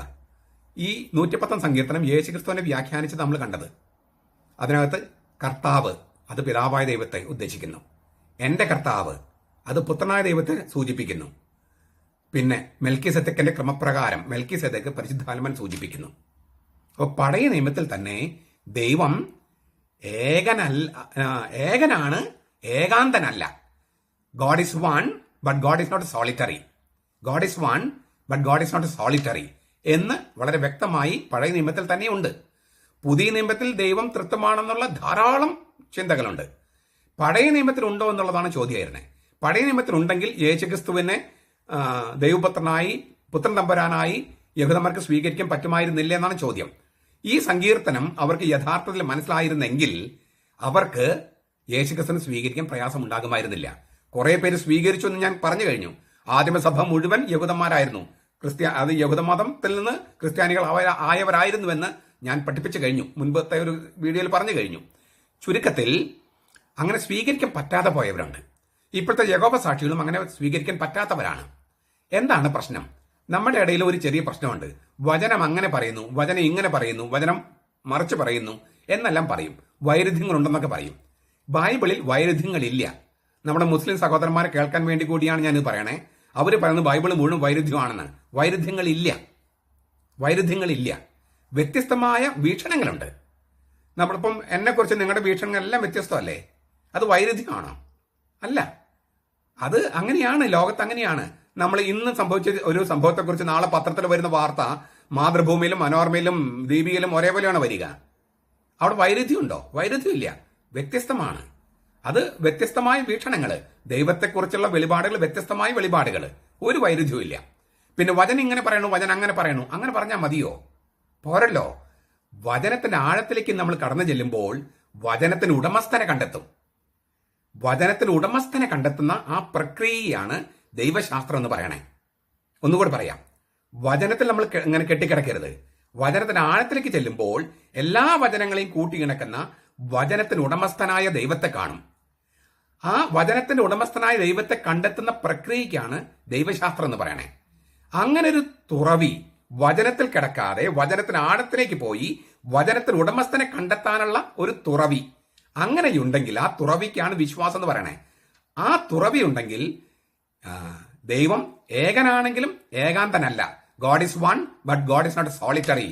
ഗോഡ് ഈസ് 3 പേഴ്സൺസ് എന്ന് മനസ്സിലാക്കാൻ സാധിക്കും. പഴയ നിയമത്തിൽ തന്നെ സാധിക്കും. അങ്ങനെ സാധിക്കാതെ പോയവരുണ്ട്. പക്ഷെ സാധിച്ചവരും വളരെ അധികമാണ്. അവരാണ് ആദിമ ക്രൈസ്തവ സഭയിലെ ആദ്യത്തെ അംഗങ്ങളൊക്കെ.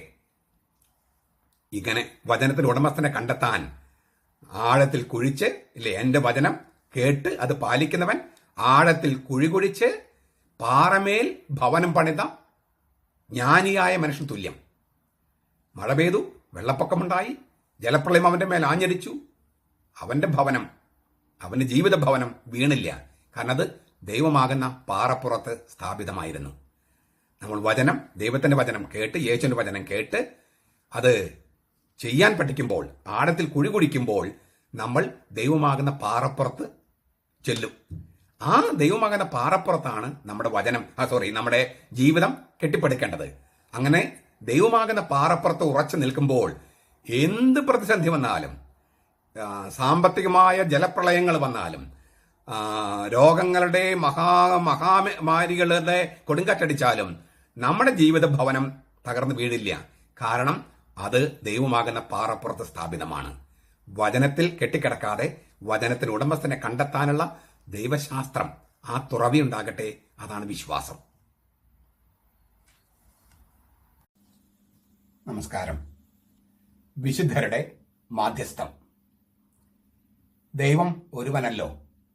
ദൈവത്തിനും മനുഷ്യർക്കുമിടയിൽ മധ്യസ്ഥനും ഒരുവൻ മാത്രം, മനുഷ്യനായ യേശുക്രിസ്തു. വിശുദ്ധ പൗലോസ് തിമോഥെയോസിന് എഴുതിയ 1-ാമത്തെ ലേഖനം 2-ാമത്തെ അധ്യായം 5-6 വാക്യങ്ങൾ. ഒരു ദൈവം, ഒരു മധ്യസ്ഥൻ. അതാണ് തിരുവചനം സാക്ഷ്യപ്പെടുത്തണേ.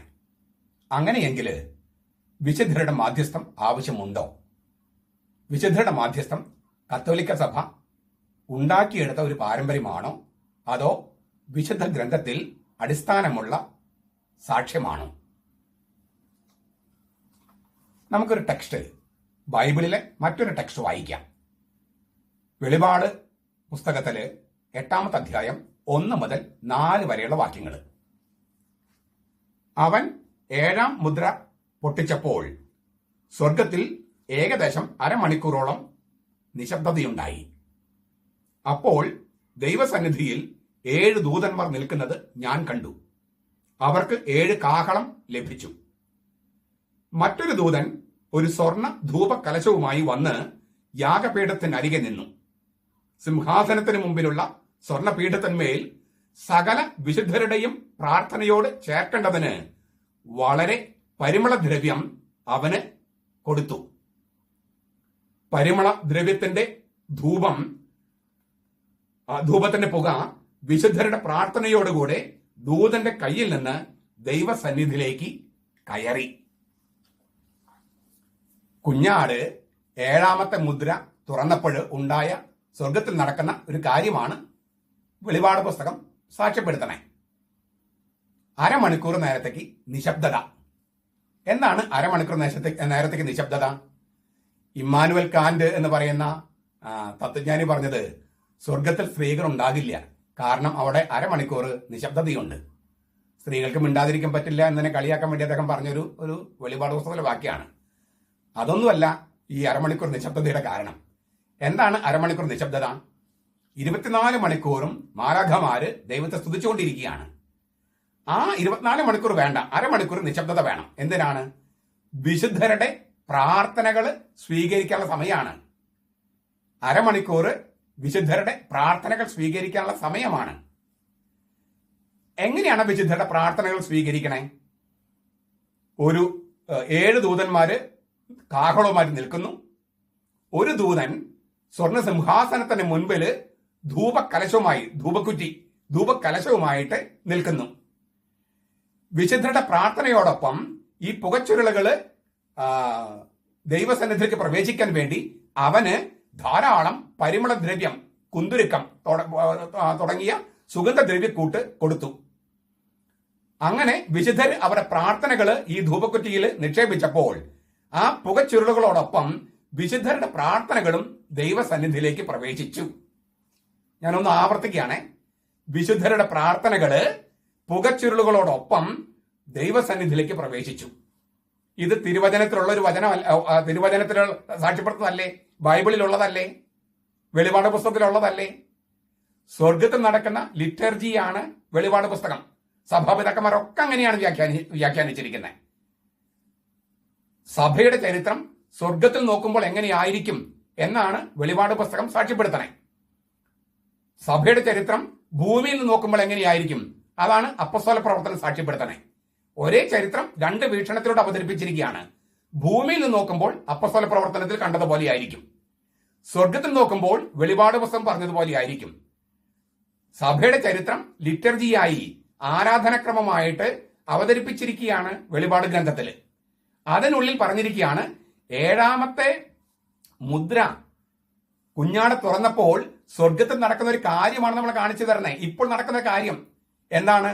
വിശുദ്ധര് ഈ സ്വർണ്ണ സിംഹാസനത്തില്, ദൈവം ഇരിക്കുന്ന സ്വർണ്ണ സിംഹാസനത്തിന്റെ ചുവടെയാണ് ഇരിക്കണേ. അവരുടെ പ്രാർത്ഥനകൾ സ്വീകരിക്കാൻ ഒരു ദൂതൻ ധൂപക്കുറ്റിയുമായി നിൽക്കുന്നു. അതിൽ കുന്തുരുക്കം തുടങ്ങിയുള്ള സുഗന്ധദ്രവ്യങ്ങൾ ഇടുന്നു. ആ പുകച്ചുരുളുകള് ദൈവസന്നിധിയിലേക്ക് പ്രവേശിക്കുമ്പോൾ വിശുദ്ധരുടെ പ്രാർത്ഥനകളും ദൈവസന്നിധിയിലേക്ക് പ്രവേശിക്കുന്നു. അപ്പൊ വിശുദ്ധരുടെ പ്രാർത്ഥനകൾ വേണമെന്നല്ലേ തിരുവചനം സാക്ഷ്യപ്പെടുത്തുന്നത്? അത് കത്തോലിക്ക സഭ ഉണ്ടാക്കിയ ഒരു പാരമ്പര്യമാണോ? തിരുവചനം ആവശ്യപ്പെടുന്ന ഒരു സത്യമല്ലേ? ഇനി ഇതുകൊണ്ടല്ലേ നമ്മുടെ ദേവാലയങ്ങളിലും ധൂപക്കുറ്റി ഉപയോഗിക്കുന്നത്? ആ പുകച്ചുരുളുകളിലൂടെ വിശുദ്ധരുടെ പ്രാർത്ഥനകള് സ്വർഗത്തിലേക്ക് പ്രവേശിക്കാൻ, ദൈവസന്നിധിയിൽ പ്രവേശിക്കാൻ വേണ്ടിയല്ലേ നമ്മളത് ചെയ്യുന്നത്? അപ്പോൾ ചുരുക്കത്തില് ഏക മധ്യസ്ഥൻ യേശു തന്നെയാണ്, യാതൊരു സംശയവുമില്ല. പക്ഷേ ഏക മധ്യസ്ഥൻ മറ്റുള്ളവരുടെ മധ്യസ്ഥത്തെ നിഷേധിക്കുന്നില്ലെന്ന് മാത്രമല്ല, വിശുദ്ധരുടെ പ്രാർത്ഥനകളും മധ്യസ്ഥവും വേണമെന്നാണ് ആവശ്യപ്പെടുന്നത്. സ്രഷ്ടാവ് ദൈവമല്ലേ? അതെ. പക്ഷെ എന്ന് വിചാരിച്ചത് ഭൂമിയില് മനുഷ്യരെ സൃഷ്ടിക്കാനായിട്ട് മാതാപിതാക്കളെ സഹകരിപ്പിക്കുന്നില്ലേ? അപ്പനെയും അമ്മയും സഹകരിപ്പിച്ചിട്ടല്ലേ ദൈവം സൃഷ്ടികർമ്മം നടത്തണേ? ഏക സ്രഷ്ടാവ് ദൈവമാണ് എന്ന കാര്യത്തിൽ വല്ല സംശയമുണ്ടോ? ഇല്ല, സ്രഷ്ടാവ് ദൈവം തന്നെ. പക്ഷേ ആ സൃഷ്ടികർമ്മത്തിൽ പങ്കെടുക്കാൻ മനുഷ്യരെയും മൃഗങ്ങളെയും എന്തിനാ സസ്യജാലങ്ങളെ പോലും ദൈവം സഹകരിപ്പിക്കുന്നു. അതല്ലേ നല്ലൊരു അപ്പന്റെ രീതി? ഏക ദൈവം ഏക സ്രഷ്ടാവായിരിക്കുന്നത് പോലെ ഏക മധ്യസ്ഥനും ഒന്നേ ഉള്ളൂ, അത് യേശുക്രിസ്തു തന്നെയാണ് എന്ന് വിചാരിച്ച് മറ്റുള്ളവരുടെ വിശുദ്ധരുടെ മാധ്യസ്ഥതയോ പ്രാർത്ഥനയെയോ നിഷേധിക്കുന്നില്ലെന്ന് മാത്രമല്ല, അത് വേണമെന്ന് വെളിപാട് പുസ്തകത്തിലൂടെ നമ്മളോട് വെളിപ്പെടുത്തിയിരിക്കുന്നു. അതുകൊണ്ട് വിശുദ്ധരുടെ പ്രാർത്ഥനകൾക്ക് വലിയ ശക്തിയുണ്ട്. വിശുദ്ധരുടെ പ്രാർത്ഥനകളും മധ്യസ്ഥവും തിരുവചനത്തിൽ അടിസ്ഥാനമിട്ടതാണ്. അത് ദൈവം നമ്മളോട് ആവശ്യപ്പെട്ടിരിക്കുന്ന കാര്യവുമാണ്. നമ്മൾ വിശുദ്ധരായി മരിക്കണമെന്നും അങ്ങനെ വിശുദ്ധരായി മരിക്കുമ്പോൾ നമ്മൾ സ്വർഗത്തിൽ ദൈവത്തിന് സിംഹാസനം തൊട്ട് താഴെ ഇരിക്കാനായിട്ട് ദൈവം അനുവദിക്കുമെന്നും ഞാൻ ആയിരിക്കുന്നിടത്ത് എന്റെ ശുശ്രൂഷകനും ആയിരിക്കണമെന്നാണ് യേശുക്രിസ്തു പറഞ്ഞിരിക്കുന്നത്. അത് അങ്ങനെ ആയിരിക്കണമെന്നും നമുക്കും ഈ രക്ഷാകര പ്രവൃത്തിയില്, രക്ഷാകർമ്മത്തില് നമുക്കൊരു പങ്ക് കിട്ടുന്നതും വളരെ വലിയൊരു കാര്യമല്ലേ? അതാണ് വിശുദ്ധരുടെ മാധ്യസ്ഥവും പ്രാർത്ഥനയും. അത് തിരുവചനത്തിൽ അടിസ്ഥാനമിട്ടതാണ്.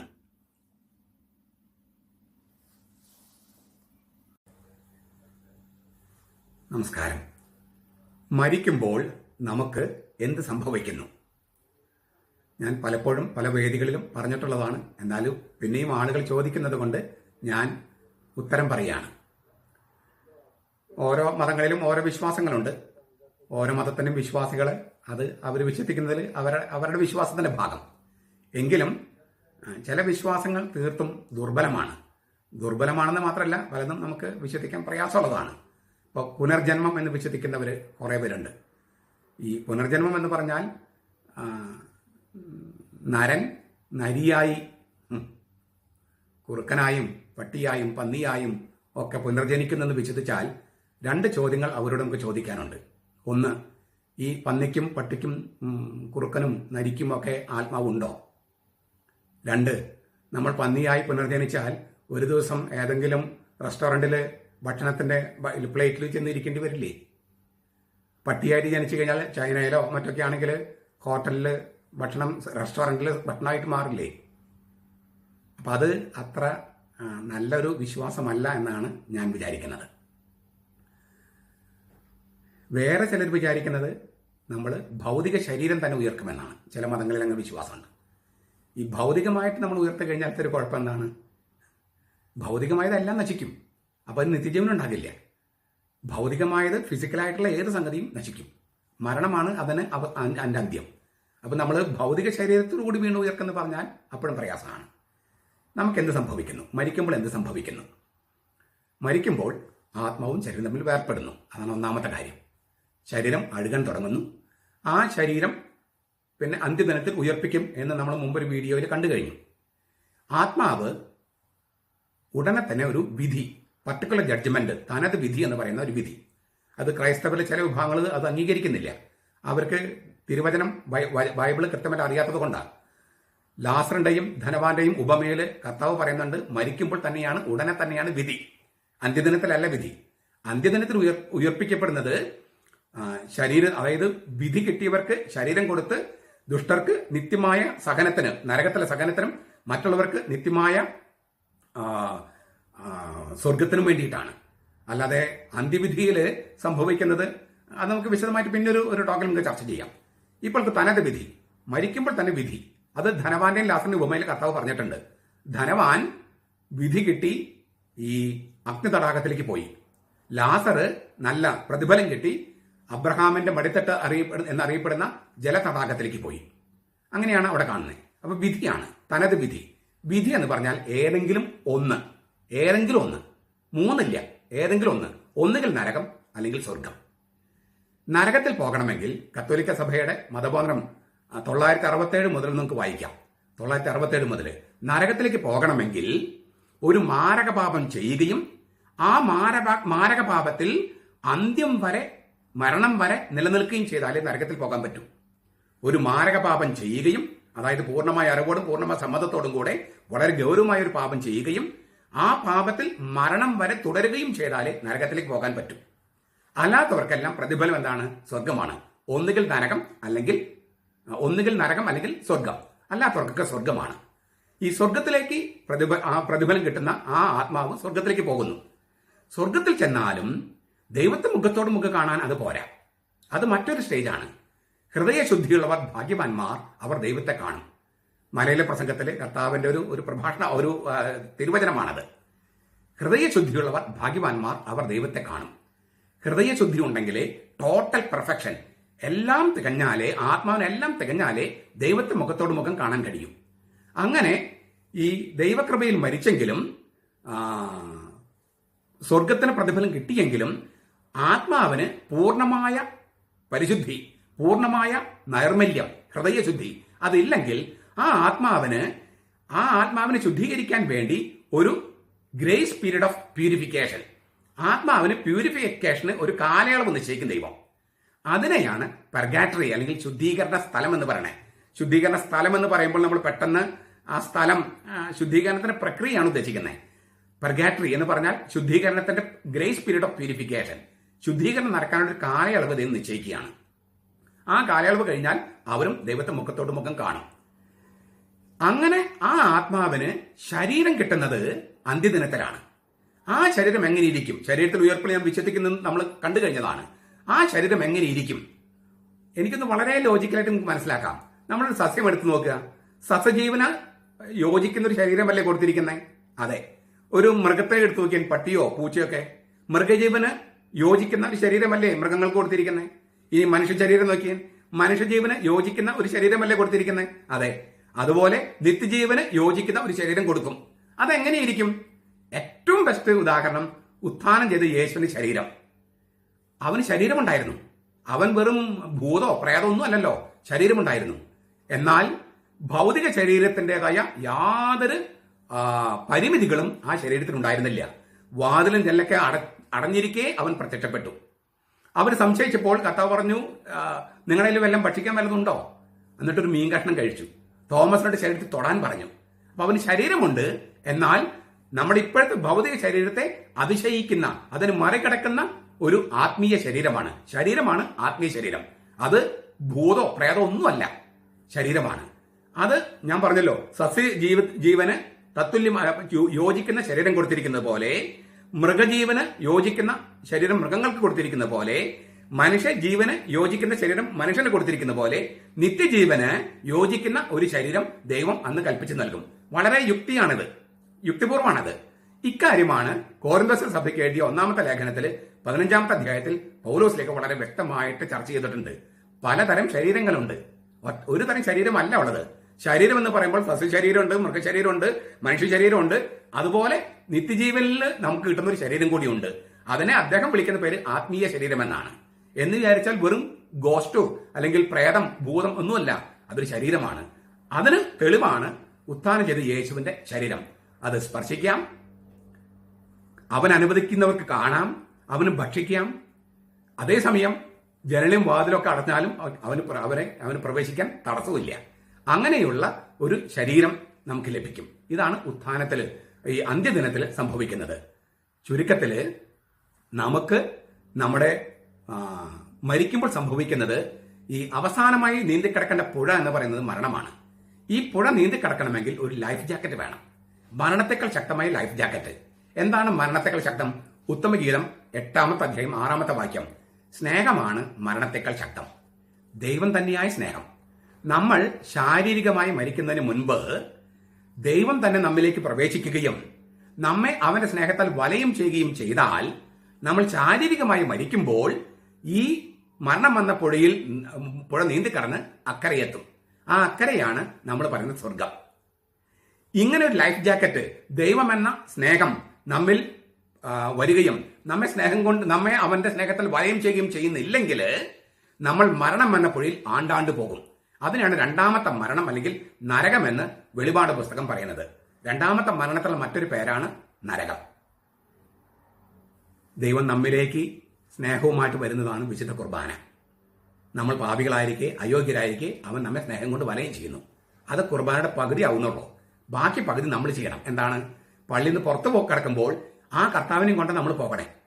പാപികളായിരിക്കെ, അയോഗ്യരായിരിക്കെ മറ്റുള്ളവരെ നമ്മൾ സ്നേഹം കൊണ്ട് വലയം ചെയ്യുമ്പോൾ, അവരാവശ്യങ്ങൾ സഹായിക്കുമ്പോൾ നമ്മൾ സഞ്ചരിക്കുന്ന സക്രാരിയായിട്ട് മാറും, കർത്താവിനെ വഹിക്കുന്ന കഴുതകളായിട്ട് മാറും. അപ്പോൾ കുർബാന പൂർത്തിയാകും. കർത്താവ് നമ്മിലേക്ക് വന്നതുപോലെ നമ്മൾ കർത്താവിനെ മറ്റുള്ളവർക്ക് കൊടുക്കുകയും, കർത്താവ് നമ്മെ സ്നേഹിച്ചതുപോലെ നാം മറ്റുള്ളവരെ സ്നേഹിക്കുകയും ചെയ്യുമ്പോൾ ദൈവം എന്ന സ്നേഹത്തിന്റെ ആ ലൈഫ് ജാക്കറ്റ് കൊണ്ട് നമ്മൾ വലയം ചെയ്യപ്പെടുകയും മരണം എന്ന പുഴ നീന്തിക്കടന്ന് അക്കരെ എത്തുകയും ചെയ്യും.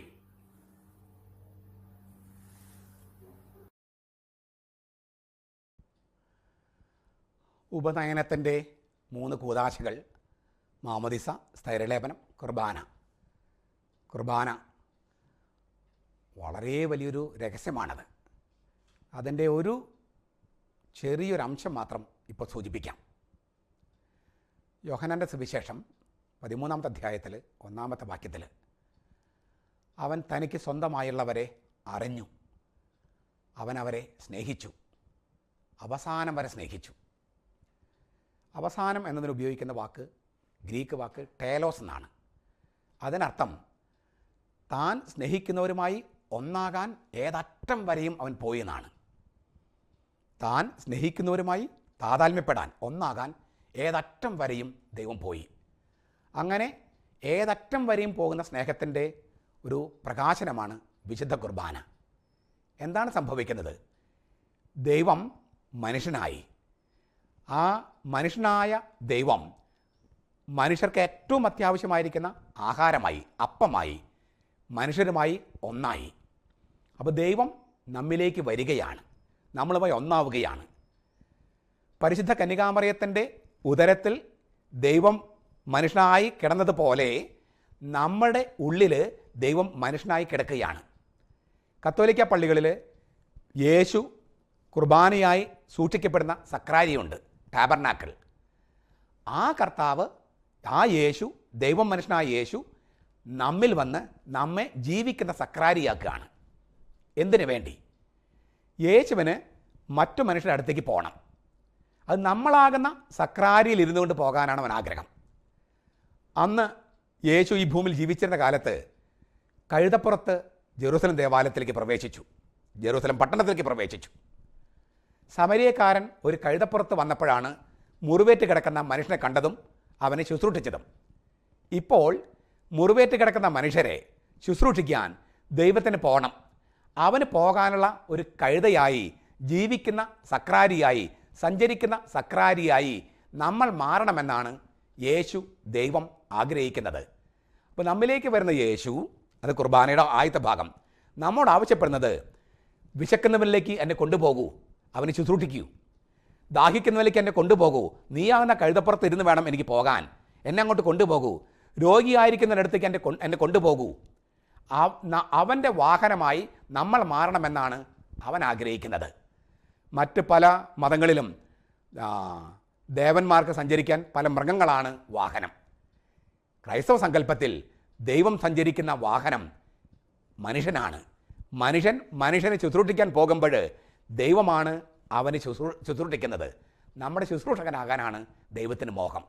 അങ്ങനെ ദൈവത്തെ ആവശ്യത്തിരിക്കുന്ന ഓരോ സഹോദരന്മാരിലേക്കും അയൽക്കാരിലേക്കും കൊണ്ടുപോകാനുള്ള ജീവിക്കുന്ന സക്രാരിയായി, ടാബർനാക്കിളായി, ജീവിക്കുന്ന വാഹനമായി, കഴുതയായി മാറാൻ ദൈവം നമ്മൾ ആവശ്യപ്പെടുന്നു. ആ സംഭവമാണ് വിശുദ്ധ കുർബാന. ഇങ്ങനെ ഈ 3 കൂദാശകൾ, മാമോദിസ, സ്ഥൈര്യലേപനം, കുർബാന, ഇത് 3ഉം സ്വീകരിക്കുമ്പോൾ ഒരാൾ യേശുവിലേക്ക് ഉൾച്ചേർക്കപ്പെടുകയും യേശുവിൻ്റെ സഭ, രക്ഷയുടെ കാണപ്പെടുന്ന അടയാളമായിട്ടാണ് സഭയെ യേശു വിഭാവന ചെയ്തത്. ആ കാണപ്പെടുന്ന രക്ഷയുടെ കാണപ്പെടുന്ന അടയാളമായ സഭയിൽ അംഗമാവുകയും ചെയ്യുന്നു.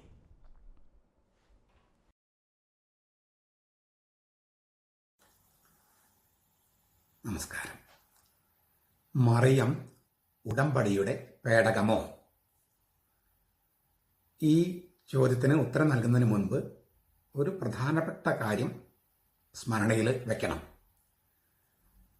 ബൈബിള് എഴുതിയപ്പോൾ നമ്മളിപ്പോൾ കാണുന്ന പോലെ അധ്യായം, വാക്യങ്ങൾ അങ്ങനെയൊന്നും തിരിച്ചിട്ടല്ല. വാക്യങ്ങൾ തമ്മിൽ വിടവുണ്ടായിരുന്നില്ല, വാക്കുകൾ തമ്മിൽ പോലും വിടവുണ്ടായിരുന്നില്ല. കാളമൂത്രം പോലെ തുടർച്ചയായിട്ടാണ് എഴുതിയിരുന്നത്. ഈ അധ്യായങ്ങളും വാക്യങ്ങളും ഒക്കെ ഇപ്പം നമ്മൾ കാണുന്ന തരത്തിലൊക്കെ ഇടാൻ തുടങ്ങിയത് 13ാം നൂറ്റാണ്ടിൽ ആർച്ച് ബിഷപ്പ് സ്റ്റീഫൻ ലാങ്ടന്റെ കാലത്ത് തൊട്ടാണ് അദ്ദേഹം അത് തുടങ്ങിയത്. അതിനു മുമ്പ് ഹീബ്രുവിലെ മസോറട്ടെ ആളുകളൊക്കെ ചില തരത്തിലുള്ള വിഭജനങ്ങളൊക്കെ നടത്തിയിരുന്നു. അപ്പോൾ മൗലിക ഗ്രന്ഥത്തിൽ അധ്യായങ്ങളോ വാക്യങ്ങളോ ഉള്ള വേർതിരിവ് ഉണ്ടായിരുന്നില്ല. ഇത് മനസ്സിൽ സൂക്ഷിച്ചുകൊണ്ട് നമുക്ക് ഒരു തിരുവചനം വായിക്കാം. വെളിപാട് പുസ്തകം 11ാമത്തെ അധ്യായത്തിൽ അവസാനത്തെ വാക്യവും 12ാമത്തെ അധ്യായത്തിൽ ആദ്യത്തെ വാക്യവും. ഞാൻ ഒന്നുകൂടി ഓർമ്മപ്പെടുത്താം, 11, 12 എന്നുള്ള അധ്യായത്തിന് വേർതിരിവ് ഉണ്ടായിരുന്നില്ല. അപ്പോൾ 11ൽ നിന്നും 12ലേക്കുള്ള ഒരു വേർതിരിവില്ല. അങ്ങനെ വേർതിരിവില്ലാതെ നമുക്കൊന്ന് വായിക്കാം. അപ്പോൾ സ്വർഗത്തിലെ ദേവാലയം തുറന്നു, അവന്റെ ഉടമ്പടിയുടെ പെട്ടകം അവന്റെ ആലയത്തിൽ പ്രത്യക്ഷമായി. മിന്നലും നാദവും ഇടിമുഴക്കവും ഭൂകമ്പവും വലിയ കന്മഴയും ഉണ്ടായി. സ്വർഗത്തിൽ വലിയൊരു അടയാളം കാണപ്പെട്ടു. സൂര്യനെ അണിഞ്ഞൊരു സ്ത്രീ, അവളുടെ കാൽക്കീഴിൽ ചന്ദ്രൻ, അവളുടെ തലയിൽ 12 നക്ഷത്രങ്ങൾ കൊണ്ടുള്ള കിരീടം. BC 587 ബാബിലോണിയക്കാര് യഹൂദ രാജ്യത്തെ ആക്രമിച്ചു, ജെറൂസലമിനെ ആക്രമിച്ചു, ജെറൂസലം ദേവാലയം തീയിട്ടു. ആ സന്ദർഭത്തിൽ യിരെമ്യ പ്രവാചകൻ ജെറൂസലം ദേവാലയത്തിൽ സൂക്ഷിച്ചിരുന്ന ഉടമ്പടിയുടെ പേടകം എടുത്ത് ഒളിപ്പിച്ചു വെച്ചു. എവിടെ ഒളിപ്പിച്ചു വെച്ചെന്ന് ആർക്കും അറിയില്ല. പിന്നെ ഉടമ്പടിയുടെ പേടകം നമ്മൾ കാണുന്നത് സ്വർഗത്തിലാണ്. സ്വർഗത്തില് ദേവാലയം തുറക്കപ്പെട്ടു. അപ്പോൾ അവന്റെ ഉടമ്പടിയുടെ പെട്ടകം കാണപ്പെട്ടു. സ്വർഗത്തിൽ ദേവാലയം തുറന്നപ്പോൾ അവന്റെ ഉടമ്പടിയുടെ പേടകം അവിടെ കാണപ്പെട്ടു. നമ്മളത് നോക്കുമ്പോൾ കാണുന്നതോ സൂര്യനെ ഉടയാടയായി അണിഞ്ഞ ഒരു സ്ത്രീ. അവളുടെ കാലുകൾക്കടിയിൽ ചന്ദ്രൻ, തലയിൽ 12 നക്ഷത്രങ്ങൾ കൊണ്ടുള്ള കിരീടം. സ്വാഭാവികമായിട്ട് നമുക്ക് മനസ്സിലാക്കിയ എന്താണ്? ഉടമ്പടിയുടെ പേടകം എന്ന് പറയുന്നത് മരം കൊണ്ടുള്ള ഒരു പെട്ടിയല്ല. അത് പഴയ നിയമത്തിൽ അങ്ങനെയായിരുന്നു. അതല്ല, മറിച്ച് അത് ജീവനുള്ള ഒരു സ്ത്രീയാണ്. ദൈവപുത്രനെ, ദൈവം തന്നെയായ പുത്രനെ, എന്റെ കർത്താവിന്റെ അമ്മ എന്ന് എലിസബത്ത് വിളിച്ചത് ആരെയാണോ ആ യാഹ്വയെ, ദൈവത്തെ ഗർഭത്തിൽ ചുമന്ന ആ സ്ത്രീ അല്ലാതെ മറ്റെന്താണ് ഉടമ്പടിയുടെ പേടകം?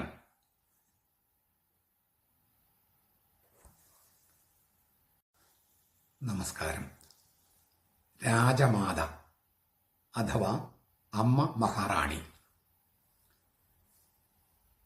രാജാക്കന്മാരുടെ 1-ാം പുസ്തകത്തില് 2-ാമത്തെ അധ്യായത്തില് മനോഹരമായ ഒരു രംഗമുണ്ട്. ഹഗ്ഗീത്തിന്റെ മകൻ അദോനിയ ബേത്ശബയെ പോയി കണ്ട് ഒരു കാര്യം പറയാണ്. ശൂനാംകാരിയായ അഭിഷാകിനെ എനിക്ക് ഭാര്യയായി നൽകാൻ നിന്റെ മകനായ ശലോമോൻ രാജാവിനോട് നീ പറയണം. നിന്റെ അപേക്ഷ തള്ളുകയില്ലല്ലോ. ഇതാണ് ഈ അദോനിയ ബേത്ശബയോട്, ശലോമോന്റെ അമ്മയായ ബേത്ശബയോട് പറയുന്നത്. എന്നിട്ട് ഈ ശലോമോന്റെ അമ്മയായ ബേത്ശബ ശലോമോനെ പോയി കാണുന്നു. ആ കാണുന്ന രംഗം അവതരിപ്പിച്ചിരിക്കുന്നത് ഇങ്ങനെയാണ്. 19-ാമത്തെ വാക്യവും 20-ാമത്തെ വാക്യവും, രാജാക്കന്മാരുടെ പുസ്തകം 1-ാം പുസ്തകം 2-ാം അധ്യായം 19-20 വാക്യങ്ങൾ. അങ്ങനെ ബേത്ശബ അദോനിയാവിക്ക് വേണ്ടി ശലോമോൻ രാജാവിനോട് സംസാരിക്കാൻ അവന്റെ അടുക്കൽ ചെന്നു. രാജാവ് എഴുന്നേറ്റ് അവളെ എതിരേറ്റു. രാജാവ് അവളെ വന്ദനം ചെയ്തു. രാജാവ് തന്റെ സിംഹാസനത്തിൽ ഇരുന്നു. രാജമാതാവിന് ഇരിപ്പാൻ സിംഹാസനം കൊടുത്തു. രാജമാത, ആ വാക്കാണ് ഇന്ന് നമ്മൾ ചർച്ച ചെയ്യണേ. ഒരല്പം ഗൗരവമായ വിഷയമാണ്, ശ്രദ്ധിച്ചിരിക്കണം. ചിലപ്പോൾ 2-3 പ്രാവശ്യം നിങ്ങൾ കേൾക്കണം. രാജമാത എന്നതിന് ഹീബ്രു വാക്ക് ഗവീറ എന്നാണ്. അമ്മ മഹാറാണി എന്നാണ് നമ്മൾ മലയാളത്തിലെ കുറച്ചുകൂടി നല്ല വാക്ക്. ആ ഗവീറ എന്ന വാക്കിന് ഗവീറ, ആ വാക്കിന് ആക്ഷരികർത്ഥം മഹതി, ഗ്രേറ്റ് ലേഡി എന്നാണ്. എന്നാൽ ഇസ്രായേലിലെ രാജഭാഷക്കാലത്ത് അത് രാജ്ഞിയെ സൂചിപ്പിക്കുന്ന വാക്കാണ്. രാജ്ഞി എന്ന് പറഞ്ഞാൽ പെട്ടെന്ന് നമ്മുടെ മനസ്സിലേക്ക് വരിക രാജാവിന്റെ ഭാര്യ, പട്ടമഹിഷി. പക്ഷെ ഇസ്രായേലിൽ അതല്ല. ഇസ്രായേലിൽ രാജാവിന്റെ അമ്മയാണ് രാജമാത. രാജാവിന്റെ ഭാര്യയല്ല, രാജാവിന്റെ അമ്മയാണ് അമ്മ മഹാറാണി. ദ ക്വീൻ മദർ എന്നാണ് വിളിക്കുക. പിന്നീട് ശലോമോന്റെ രാജ്യം വിഭജിക്കപ്പെട്ട് കഴിഞ്ഞപ്പോൾ വടക്ക് ഇസ്രായേൽ രാജ്യം, തെക്ക് യഹൂദ രാജ്യം. യഹൂദ രാജ്യത്ത് മാത്രമാണ് ഈ അമ്മ മഹാറാണി എന്ന ഒരു ഔദ്യോഗിക സ്ഥാനമുണ്ടായിരുന്നുള്ളൂ. അതുകൊണ്ട് തന്നെ നമ്മൾ രാജാക്കന്മാരുടെ 1-2 അധ്യായങ്ങൾ വായിക്കുമ്പോൾ യഹൂദായിൽ ഒരു പുതിയ രാജാവ് സ്ഥാനം ആരോഹണം ചെയ്യുമ്പോൾ അമ്മ മഹാറാണിയുടെ, രാജമാതായുടെ പേരും അവിടെ സൂചിപ്പിക്കും. ഞാൻ ചില ടെക്സ്റ്റുകൾ മാത്രം സൂചിപ്പിക്കാം. യഹൂദയിലെ ഏത് രാജാവിന്റെ സ്ഥാനാരോഹണ സമയത്തും അദ്ദേഹത്തിന്റെ അമ്മയുടെ പേര് പറയും, അമ്മ മഹാറാണി. കാരണം അത് വളരെ പ്രധാനപ്പെട്ട ഒരു ഔദ്യോഗിക സ്ഥാനമായിരുന്നു. രാജാക്കന്മാർ പുസ്തകത്തിൽ 14:21, 15:2, 10, 22:42, 2 രാജാക്കന്മാർ 8:26, 21:1 ഇവിടെയൊക്കെ യഹൂദായിൽ പുതിയ രാജാക്കന്മാർ വരുമ്പോൾ അമ്മ മഹാറാണിയെ സൂചിപ്പിക്കുന്നുണ്ട്. ഇത് വടക്കുള്ള ഇസ്രായേൽ രാജ്യത്ത് ഉണ്ടായിരുന്നില്ല, തെക്ക് മാത്രമേ ഉള്ളൂ. ഈ രാജ്യത്തെ പ്രഥമ വനിത എന്ന് പറയുന്നത് രാജാവിന്റെ അമ്മ മഹാറാണിയാണ്. ആ നിലയ്ക്ക് അമ്മ മഹാറാണി കിരീടം വച്ചിരുന്നു. ജെറമിയായുടെ പുസ്തകം 13:18 കാണാം. ആഭരണ വിഭൂഷിതയായിരുന്നു അമ്മ മഹാറാണി. സങ്കീർത്തനം 45:9. രാജാവിന്റെ വലത്തുവശത്തുള്ള ഔദ്യോഗിക സിംഹാസനത്തിലാണ് അമ്മ മഹാറാണി ഇരിക്കുക. അതിനുപയോഗിക്കുന്ന വാക്ക് ഹീബ്രു വാക്ക് കിസ എന്നാണ്. ആ സിംഹാസനത്തിന്, രാജാവിന്റെ സിംഹാസനത്തിൽ ഉപയോഗിക്കുന്ന അതേ വാക്ക് തന്നെയാണ് ഇതും. അപ്പൊ രാജാവിന്റെ സിംഹാസനത്തിന് തൊട്ട് വലത്തുവശത്ത് അധികാരത്തിന്റെയും ആദരവിന്റെയും സിംഹാസനത്തിലാണ് ഈ അമ്മ മഹാറാണി ഇരിക്കുക. രാജാക്കന്മാരുടെ 1-ാമത്തെ പുസ്തകം 2-ാമത്തെ അധ്യായം 19-ാം വാക്യത്തിൽ അത് പറയുന്നുണ്ട്. രാജാവ് എഴുന്നേറ്റ് അമ്മ മഹാറാണി സ്വീകരിക്കണം. അമ്മ മഹാറാണിന് മുമ്പിൽ രാജാവ് കുമ്പിടണം, വന്ദിക്കണം. ഇതൊക്കെ അവിടെ എഴുതിയിട്ടുണ്ട്. ഇതെല്ലാം ക്രിസ്ത്യാനികളെ സംബന്ധിച്ച് വളരെ പ്രധാനപ്പെട്ട തിരുവചനമാണ്. കാരണം യഹൂദ രാജ്യത്തില് ദാവീദിന്റെ വംശത്തിൽ പിറന്നവനാണ് ഇസ്രായേലിന്റെ രാജാവ് എന്ന് വിളിക്കപ്പെട്ട യേശു. നഥാനിയേല് യേശുക്രിസ്തുവിനെ ഇസ്രായേലിന്റെ രാജാവ് എന്നാണ് വിളിക്കണേ. യോഹന്നാന്റെ സുവിശേഷം 1-ാമത്തെ അധ്യായം. ഗബ്രിയേൽ മാലാഖ, ദൈവത്തിന്റെ മാലാഖ ഗബ്രിയേൽ മാലാഖ മറിയത്തോട് പറഞ്ഞത്, നിന്നിൽ ജനിക്കുന്നവൻ ദാവീദിന്റെ സിംഹാസനത്തിൽ എഴുന്നള്ളിയിരിക്കുമെന്നാണ്. ലൂക്കായുടെ സുവിശേഷം 1-ാമത്തെ അധ്യായം 31 മുതലുള്ള വാക്യങ്ങളിൽ.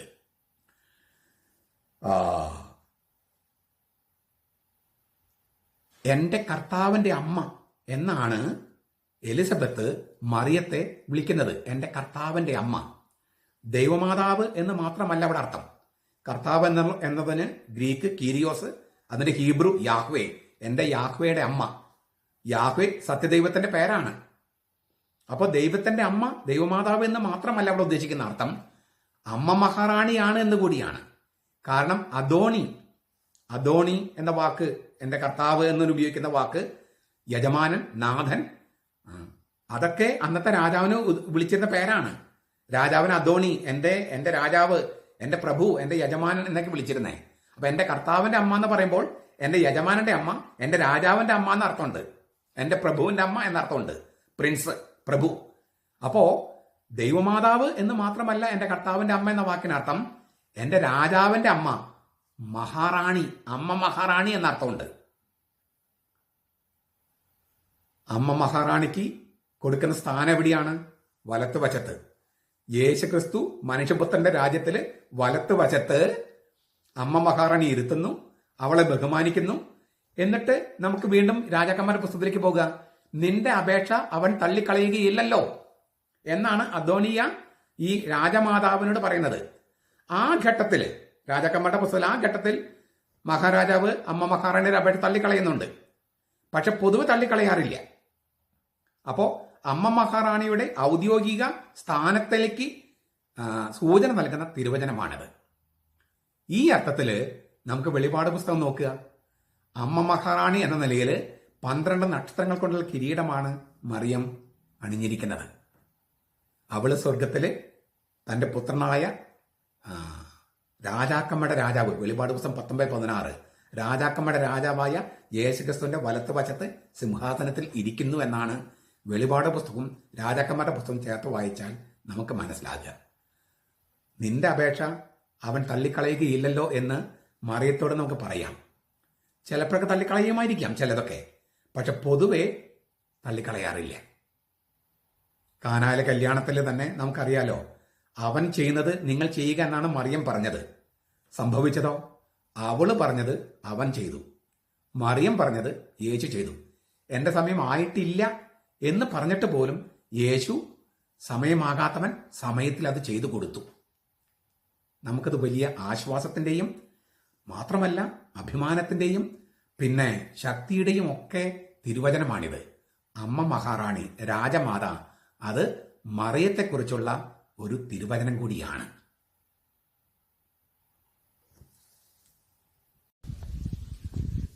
നമസ്കാരം. കുരിശ്, വിശുദ്ധ കുരിശ്. ക്രിസ്ത്യാനികള് സെപ്റ്റംബർ മാസം 14-ാം തീയതി വിശുദ്ധ കുരിശിന്റെ പുകഴ്ചയുടെ തിരുനാള് ആഘോഷിക്കുന്നു. എന്താണ് വിശുദ്ധ കുരിശ്? കുരിശിന്റെ ചരിത്രമല്ല ഞാൻ പറയുന്നത്, ദൈവശാസ്ത്രമാണ്. ദൈവശാസ്ത്രം എന്ന് പറഞ്ഞാൽ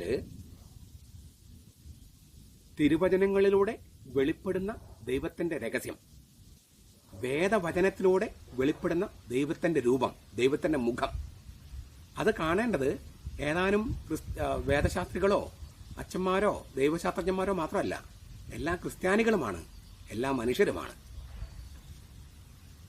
പലപ്പോഴും കുരിശ് എന്ന് പറഞ്ഞാൽ ഭാരം, ക്ലേശം, സഹനം എന്നീ അർത്ഥങ്ങളാണ് നമുക്ക് മനസ്സിൽ വരിക. പക്ഷെ അതൊന്നുമല്ല കുരിശെന്ന ആ ദൈവശാസ്ത്രത്തിന്റെ കുരിശെന്ന യാഥാർത്ഥ്യത്തിന്റെ അർത്ഥം. അത് തിരിച്ചറിയാൻ പ്രത്യക്ഷത്തിൽ വൈരുദ്ധ്യമെന്ന് തോന്നുന്ന 2 തിരുവചനങ്ങൾ ഞാൻ നിങ്ങളുടെ മുമ്പിൽ അവതരിപ്പിക്കാം.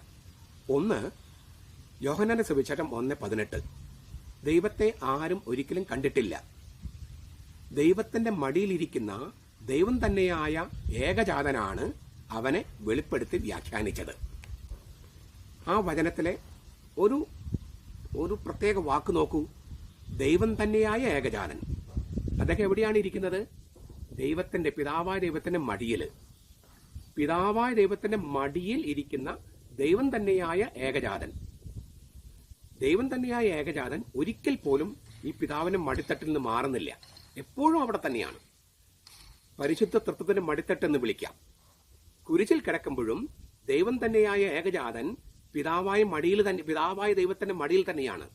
പരിശുദ്ധ തൃത്വത്തിന്റെ മടിത്തട്ടിൽ തന്നെയാണ്. ഒരിക്കലും അത് ഉപേക്ഷിക്കുന്നില്ല, കുരിശിൽ കിടക്കുമ്പോൾ പോലും. അടുത്തൊരു വചനം മർക്കോസിന്റെ സുവിശേഷം 15-ാമത്തെ അധ്യായം 34-ാം വാക്യം. ഉച്ചത്തിൽ കൂവി അലമുറയിട്ട് യേശു കുരിശിൽ കിടന്നുകൊണ്ട് പറഞ്ഞു, എല്ലോയ് എല്ലോയ് ലമ്മ സബക്താനി, എന്റെ ദൈവമേ എന്തുകൊണ്ട് നീ എന്നെ കൈവിട്ടു? നമ്മൾ ചോദിച്ചു പോകും, എപ്പോഴും പിതാവിന്റെ മടിത്തട്ടിലിരിക്കുന്ന, പരിശുദ്ധ തൃത്വത്തിന്റെ മടിത്തട്ടിലിരിക്കുന്ന പുത്രൻ തമ്പുരാന് ഇതെങ്ങനെ പറയാൻ പറ്റും? എന്റെ ദൈവമേ എന്തുകൊണ്ട് നീ എന്നെ കൈവിട്ടുവെന്ന് അതെങ്ങനെ പറയാൻ പറ്റും? അപ്പോൾ എന്താണ് സംഭവിക്കുന്നത്? ഈ കുരിശാകുന്ന തടിയിൽ കിടക്കുമ്പോൾ എന്താണ് സംഭവിക്കുന്നത്? നമുക്കതിങ്ങനെ ഭാവനയിൽ കണ്ടാൽ എളുപ്പമുണ്ട് മനസ്സിലാക്കാൻ. പക്ഷെ ഓർക്കണം, ദൈവം മനുഷ്യനായ ആളാണ് യേശുക്രിസ്തു. ആ സത്യം ഒരു സെക്കൻഡ് പോലും മറക്കരുത്. എങ്കിലും ഞാൻ പറയുന്നതിന്റെ അർത്ഥം നിങ്ങൾക്ക് മനസ്സിലാകൂ. ദൈവം മനുഷ്യനായി ഭൂമിയിൽ വന്ന ആളാണ് യേശുക്രിസ്തു. അപ്പോൾ നമുക്ക് ഇങ്ങനെയൊന്നും ഭാവനയിൽ കണ്ടാൽ എന്താണ് കുരിശെന്ന് മനസ്സിലാകും. ഒരു കൈകൊണ്ട് പുത്രൻ പിതാവായ ദൈവത്തെ ആലിംഗനം ചെയ്യാണ്.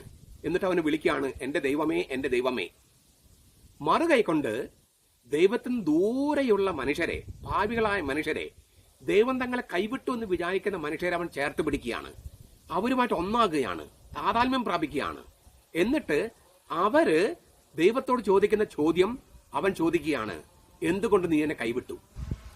2 സ്നേഹം, പിതാവായ ദൈവത്തുള്ള സ്നേഹവും മനുഷ്യരുള്ള ദൈവത്തിന്റെ സ്നേഹവും, ഈ 2 സ്നേഹങ്ങൾ ഇങ്ങനെ ചേർത്ത് പിടിക്കാനായിട്ട് ശ്രമിക്കുകയാണ് ദൈവം മനുഷ്യനായി വന്ന ആളായ യേശുക്രിസ്തു. അങ്ങനെ 2 സ്നേഹങ്ങൾ അവനെ ഇങ്ങനെ വലിച്ചു നീട്ടുമ്പോൾ അവന്റെ ശരീരം 2ആയി പിളർക്കപ്പെടും. ആ പിളർപ്പിനെയാണ്, സ്നേഹത്തിന്റെ പിളർപ്പിനെയാണ് ബൈബിള് കുരിശെന്ന് വിളിക്കണേ. ഒന്നുകൂടി ഞാൻ പറയാണ്, ഒരു കൈകൊണ്ട് ദൈവസ്നേഹം, മറു കൈകൊണ്ട് മനുഷ്യരെ സ്നേഹിക്കുക. ഈ ദൈവസ്നേഹവും പരസ്നേഹവും ഇത് എപ്പോഴും ഒരുമിച്ചേ പോകൂ. അങ്ങനെ പോകാനേ പറ്റൂ. ദൈവസ്നേഹവും മനുഷ്യസ്നേഹവും ഇങ്ങനെ അടുത്തടുത്ത് ഇരിക്കുകയല്ല, ഒന്ന് മറ്റതിന്റെ ഉള്ളിലാണ്, ഇത് അതിന്റെ ഉള്ളിലാണ്. ഡബിൾ ക്ലാമ്പ് ഓഫ് ലവ് എന്നാ പറയാ. അപ്പൊ പിതാവായ ദൈവത്തെയും മനുഷ്യരെയും ചേർത്ത് പിടിക്കുന്ന ആ പ്രക്രിയയിൽ അവന്റെ ശരീരം 2 സ്നേഹങ്ങളാൽ വലിക്കപ്പെട്ട് അവന്റെ ശരീരം പിളർന്നു പോവുകയാണ്. ആ സ്നേഹത്തിന്റെ പിളർപ്പിനെ റപ്ചർ ഓഫ് ലവ്, അതിനെയാണ് കുരിശെന്ന് വിളിക്കണേ. അങ്ങനെ അവൻ ചേർത്ത് പിടിച്ചിട്ട് വിടുകയല്ല, ഒരിക്കലും കൈവിടുന്നില്ല. പിതാവായ ദൈവത്തെയും മനുഷ്യരെയും ഒരിക്കലും കൈവിടുന്നില്ല. ഇങ്ങനെ ശരീരം പിളർന്നു പോകുമ്പോഴും അവൻ ചേർത്ത് പിടിക്കുകയാണ്.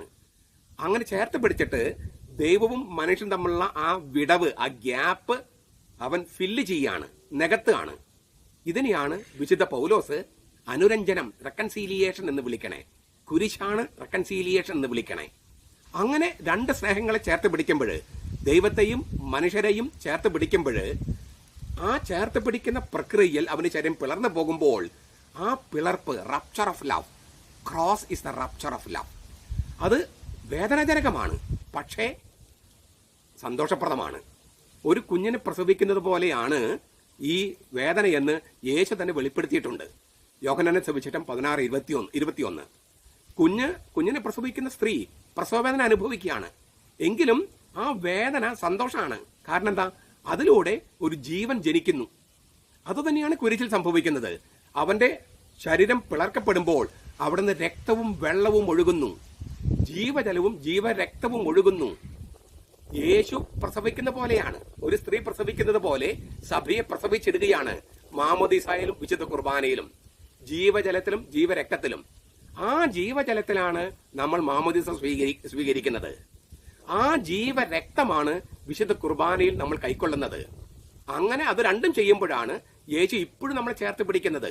മാമോദീസയിലൂടെയും കുർബാനയിലൂടെയും യേശു ഓരോ മനുഷ്യനും ചേർത്ത് പിടിച്ച്, പിതാവായ ദൈവത്തെ ചേർത്ത് പിടിച്ച് ആ കുരിശായി ഇങ്ങനെ നിൽക്കുകയാണ്. സ്നേഹത്തിന്റെ പിളർപ്പാണ് വിശുദ്ധ കുരിശ്.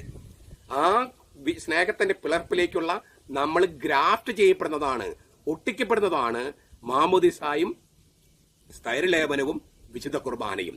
ജീവജലത്തിലും ജീവരക്തത്തിലും ആത്മാവിൽ ഒട്ടിക്കപ്പെടുകയാണ്. വിശുദ്ധ കുരിശിനോട്, ഈ സാക്ഷാൽ മുന്തിരിച്ചെടിയായ യേശുവിനോട് നമ്മൾ ശാഖകൾ ഗ്രാഫ്റ്റ് ചെയ്യപ്പെടുകയാണ്, ഒട്ടിക്കപ്പെടുകയാണ് ഈ 3 കൂദാശകളിലൂടെ. അപ്പോൾ ഞാൻ ഒന്നുകൂടി പറയട്ടെ, രണ്ട് സ്നേഹങ്ങൾ തമ്മിൽ കൂട്ടിയോജിപ്പിക്കാൻ, ദൈവത്തെയും മനുഷ്യൻ കൂട്ടിയോജിപ്പിക്കാൻ വേണ്ടി യേശു പിളർന്നു പോകുന്ന, അവരുടെ ശരീരം പിളർന്നു പോകുന്ന ആ സ്നേഹത്തിന്റെ പിളർപ്പിനെയാണ് വിശുദ്ധ കുരിശ് എന്ന് വിളിക്കുന്നത്. ഇത് നമുക്ക് ഓരോരുത്തർക്കും ബാധകമാണ്. ഈ മാതാപിതാക്കളെയും മക്കളെയും ചേർത്ത് പിടിക്കാൻ, ഭർത്താവിനെയും നമ്മുടെ സ്വന്തം കുടുംബത്തെയും ഇങ്ങനെ ചേർത്ത് പിടിക്കാൻ ഭാര്യ അനുഭവിക്കുന്ന വേദന, ആ വേദന കുരിശാണ്. പക്ഷെ അത് സ്നേഹം കൊണ്ടാണ്. മക്കളും ഭർത്താവും തമ്മിൽ ചേർത്ത് പിടിക്കാനായിട്ട് അമ്മ ശ്രമിക്കുമ്പോൾ വേദനയാണ്. പക്ഷെ അത് സ്നേഹത്തിന്റെ വേദനയാണ്, സ്നേഹത്തിന്റെ പിളർപ്പാണ്. അതിലൂടെയാണ് ജീവൻ പങ്കുവെക്കപ്പെടുന്നത്. ഇങ്ങനെ സ്നേഹത്തിന്റെ പിളർപ്പായി മാറുന്നതിനെയാണ് കുരിശെന്ന് പറയുന്നത്. അത് നമുക്ക് എല്ലാവർക്കും അനുഭവവേദ്യമാണ്. അത് യേശു ദൈവം തന്നെ മനുഷ്യനായ ആളായതുകൊണ്ട് എല്ലാ മനുഷ്യരെയും ദൈവത്തെയും ചേർത്ത് നിർത്തിക്കൊണ്ട് എന്നും അങ്ങനെ നിൽക്കുന്നതിനെയാണ് ഈ വിശുദ്ധ കുരിശ് എന്ന് വിളിക്കുന്നത്. നമസ്കാരം. മാർത്തോമ കുരിശും സ്ലീവ കുരിശും. സ്ലീവ അതൊരു സുറിയാനി വാക്കാണ്. അതിന് രണ്ടർത്ഥമുണ്ട്. തടി, കുരിശാകുന്ന തടി എന്നർത്ഥമുണ്ട്. ആ കുരിശാകുന്ന തടിയിൽ കിടക്കുന്നവൻ എന്നും അർത്ഥമുണ്ട്. നമ്മൾ പള്ളികളിലൊക്കെ ചിലപ്പോൾ അച്ഛൻ അല്ലെങ്കിൽ കപ്പിയാരൊക്കെ പറയും, ആ സ്ലീവ കുരിശെടുക്കുക. സ്ലീവ കുരിശെടുക്കുക എന്ന് പറഞ്ഞാൽ യേശുവിന്റെ ശരീരം തൂങ്ങിക്കിടക്കുന്ന ആ കുരിശെടുക്കാനാണ്. അതാണ് സ്ലീവ കുരിശ്. യേശുവിന്റെ ശരീരമുള്ള കുരിശിനെയാണ് സ്ലീവ കുരിശ് എന്ന് പറയുക. മാർത്തോമ കുരിശ് എന്ന് പറഞ്ഞാൽ യേശുവിന്റെ ശരീരം ഇങ്ങനെ തൂങ്ങപ്പെട്ട, യേശു തൂങ്ങിക്കിടക്കുന്ന ശരീരം ഇല്ലാതെ വേറൊരു രൂപത്തിലുള്ള ഒരു മാർത്തോമ കുരിശ്. മാർത്തോമ സ്തംഭം, സെന്റ് തോമസ് ക്രോസ് എന്നൊക്കെ നമ്മളതിനെ പറയും. അത് ഭാരതത്തിലെ കത്തോലിക്ക സഭയുടെ വളരെ പ്രധാനപ്പെട്ട ഒരു ചിഹ്നമാണ്. ശ്രീലങ്കയിൽ നിന്നും, ഇപ്പോഴത്തെ പാകിസ്ഥാനിൽ നിന്നും, ചൈനയിൽ നിന്നും, ഗോവയിൽ നിന്നൊക്കെ ഇതിന്റെ ചിത്രങ്ങൾ നമ്മൾ കണ്ടെടുത്തിട്ടുണ്ട്. അതിന്റെ രൂപങ്ങൾ അവിടെയുണ്ട്. 7-ാം നൂറ്റാണ്ട് വരെയുള്ള, അതായത് ക്രിസ്തുവർഷം 7-ാം നൂറ്റാണ്ടിലുള്ള മാർത്തോമ കുരിശ് പോലെ കുരിശ് വരെ നമുക്ക് കണ്ടുകിട്ടിയിട്ടുണ്ട്. അതിന് മുമ്പുള്ളത് കണ്ടുകിട്ടിയിട്ടില്ല. ചിലരൊക്കെ ഉണ്ട് കണ്ടുകിട്ടിയെന്നൊക്കെ പറയുന്നുണ്ട്. ചിലപ്പോൾ പേർഷ്യൻ ക്രോസ് തന്നെ വിളിക്കാറുണ്ട്.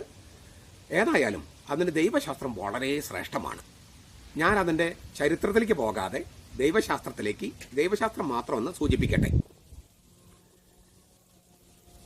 കുരിശ് എന്ന് പറയുന്നത് ഒരു ക്യാപിറ്റൽ പണിഷ്മെന്റ്, വധശിക്ഷ നടപ്പാക്കാനുള്ള ഉപകരണമായിരുന്നു. അത് പൗരസ്ത്യ രീതിയായിരുന്നു. അത് റോമ സിറ്റിസൺസ് അല്ലാത്ത, റോമ പൗരന്മാരല്ലാത്തവരെ കൊന്നുകളയാൻ വേണ്ടി റോമ സാമ്രാജ്യം അഡോപ്റ്റ് ചെയ്തു. അങ്ങനെയാണ് അതൊരു പീഡനത്തിന്റെ, വധശിക്ഷയുടെ ഉപകരണം ആയത്. അങ്ങനെ ഒരുപാട് പേരെ കുരിശിലേറ്റ് കൊന്നിട്ടുണ്ട്. യേശുവിന്റെ മരണസമയത്ത് തന്നെ 2 ബാൻഡിറ്റ്സ്, കവർച്ചക്കാരെയും കുരിശിൽ കൊന്നിരുന്നു. അപ്പം 3 പേര് കുരിശിൽ കൊല്ലപ്പെട്ടു ഒരേ സമയത്ത്, യേശു മരിക്കുന്ന സമയത്ത്. അപ്പം മരിച്ചത് കൊണ്ട് മാത്രമല്ല ആ കുരിശിന് പ്രാധാന്യം വരുന്നത്, മറിച്ച് ആ കുരിശിൽ മരിച്ചത് യേശു ക്രിസ്തു ദൈവം മനുഷ്യനായ ആളായതുകൊണ്ടും,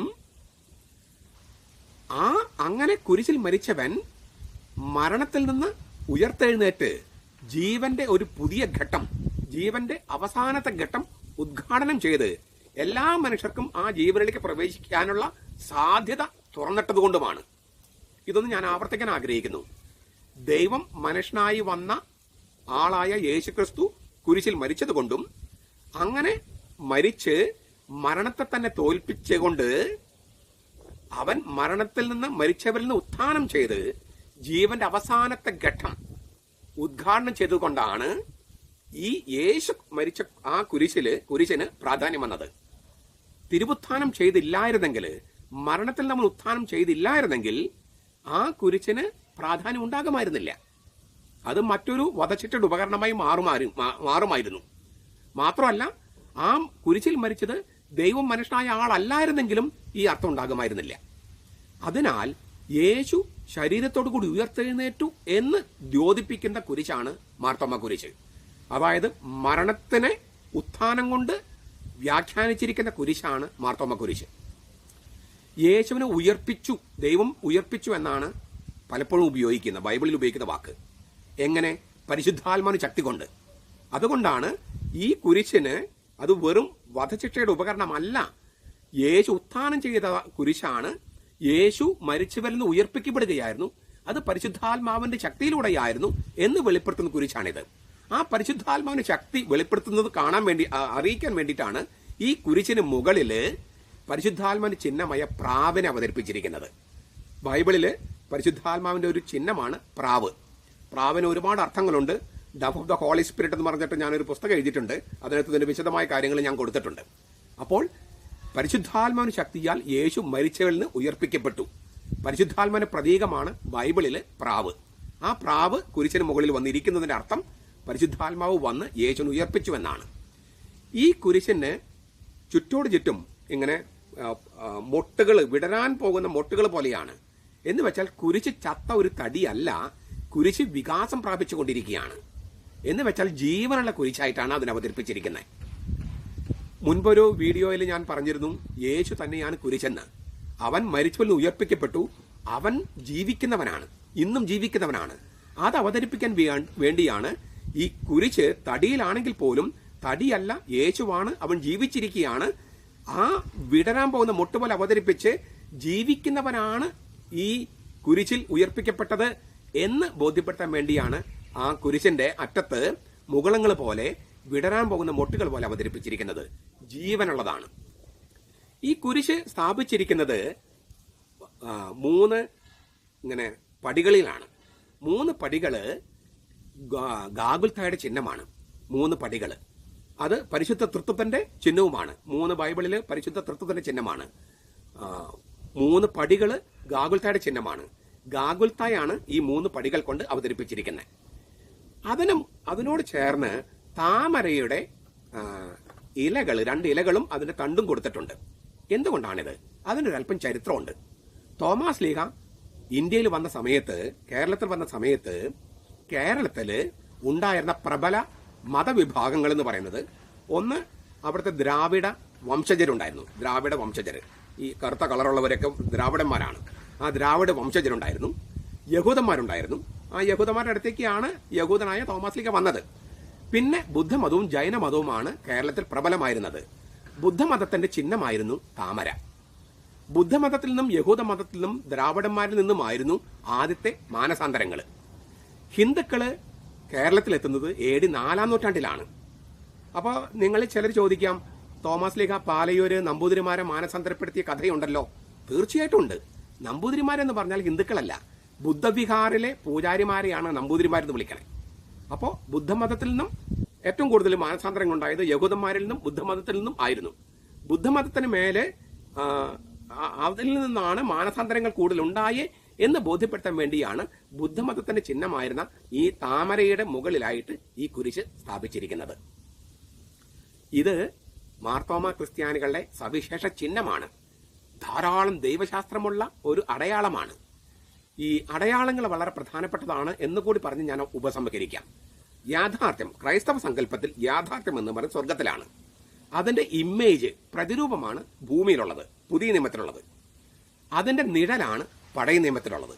അപ്പൊ യാഥാർത്ഥ്യം സ്വർഗത്തില്, ഇവിടെ ഭൂമിയിൽ പുതിയ നിയമം അവതരിപ്പിക്കുന്നത് ഇമേജസ്, പ്രതിരൂപം. അതിൻ്റെ നിഴലാണ് പഴയ നിയമം. പഴയ നിയമത്തെ റദ്ദ് ചെയ്യുകയല്ല, ആ നിഴലായിരുന്നതിനെ വെളിപ്പെടുത്തുകയാണ് പ്രതിരൂപത്തിലൂടെ. ആ പ്രതിരൂപമാകട്ടെ സ്വർഗത്തിൻ്റെ മുൻ ആസ്വാദനമാണ്. അപ്പം ഇങ്ങനെയൊന്ന് കണ്ടു കഴിഞ്ഞാൽ ഈ ചിഹ്നങ്ങൾക്ക് വളരെ അർത്ഥമുണ്ടെന്ന് മനസ്സിലാകും. അടയാളങ്ങളിലൂടെ നമുക്ക് ഈ ലോകത്ത് നമുക്ക് എന്ത് കാര്യങ്ങളും അവതരിപ്പിക്കാൻ പറ്റൂ. അടയാളങ്ങളിലൂടെ അങ്ങനെ ജീവിക്കുന്ന അടയാളത്തെയാണ് ഈ പറഞ്ഞ കുരിശ്, സാക്രമെന്റൽസ് എന്നൊക്കെ നമ്മൾ വിളിക്കുന്നത്. സാക്രമെന്റ്സ് പോലും ജീവിക്കുന്ന അടയാളമാണ്. ഇപ്പം അമ്മ കുഞ്ഞിനെ സ്നേഹിക്കുന്നു, ഐ ലവ് യു എന്ന് പറഞ്ഞാൽ മതിയോ? പോരാ, എടുത്ത് ചുംബിക്കണം, ഒന്ന് കെട്ടിപ്പിടിക്കണം. അതൊരടയാളമാണ്. അതിലൂടെ സ്നേഹം എന്ന യാഥാർത്ഥ്യം കൈമാറ്റം ചെയ്യപ്പെടുകയാണ്. അപ്പോഴാണ് ഈ ചുംബനം ജീവിക്കുന്ന അടയാളമായിട്ട് മാറുന്നത്. സ്നേഹം കൈമാറാൻ ഒരു അടയാളമാണ് ചുംബനം. അതുപോലെ തന്നെ ജീവിക്കുന്ന അടയാളങ്ങളായി മാറുന്നതാണ് കൂദാശകൾ. അതിനോട്ട് കൂദാശകൾ അടുത്ത് വരുന്നില്ലെങ്കിലും മറ്റ് ചിഹ്നങ്ങൾ, ഈ കുരിശ്, സംഗീതം, പിന്നെ മാലാഖമാര്, രൂപങ്ങള്, തിരുസ്വരൂപങ്ങള്, ഇതൊക്കെ അതിനോട് ചേർന്ന് വരുന്ന അടുത്തു വരുന്ന സംഗതികളാണ്. എന്തിനാണ്? യാഥാർത്ഥ്യത്തെ പ്രതിരൂപമായി അവതരിപ്പിച്ച് യാഥാർത്ഥ്യം തന്നെ അനുഭവിക്കാൻ വേണ്ടിയുള്ള ഒരു മാർഗം. അതിനാൽ ഈ തിരുവുത്ഥാനത്തിന്റെ യേശുവിന്റെ തിരുവുത്ഥാനത്തിന്റെ ദൈവശാസ്ത്രം, പരിശുദ്ധാത്മന ശക്തിയുടെ ദൈവശാസ്ത്രം, ഗാഗുൽത്തായുടെയും പരിശുദ്ധത്വത്തിന്റെയും ദൈവശാസ്ത്രം, ഭാരതസഭയുടെ ചരിത്രം, ഇതെല്ലാം ഉൾക്കൊള്ളുന്ന മനോഹരമായ ചിഹ്നമാണ് മാർത്തോമാ കുരിശ്.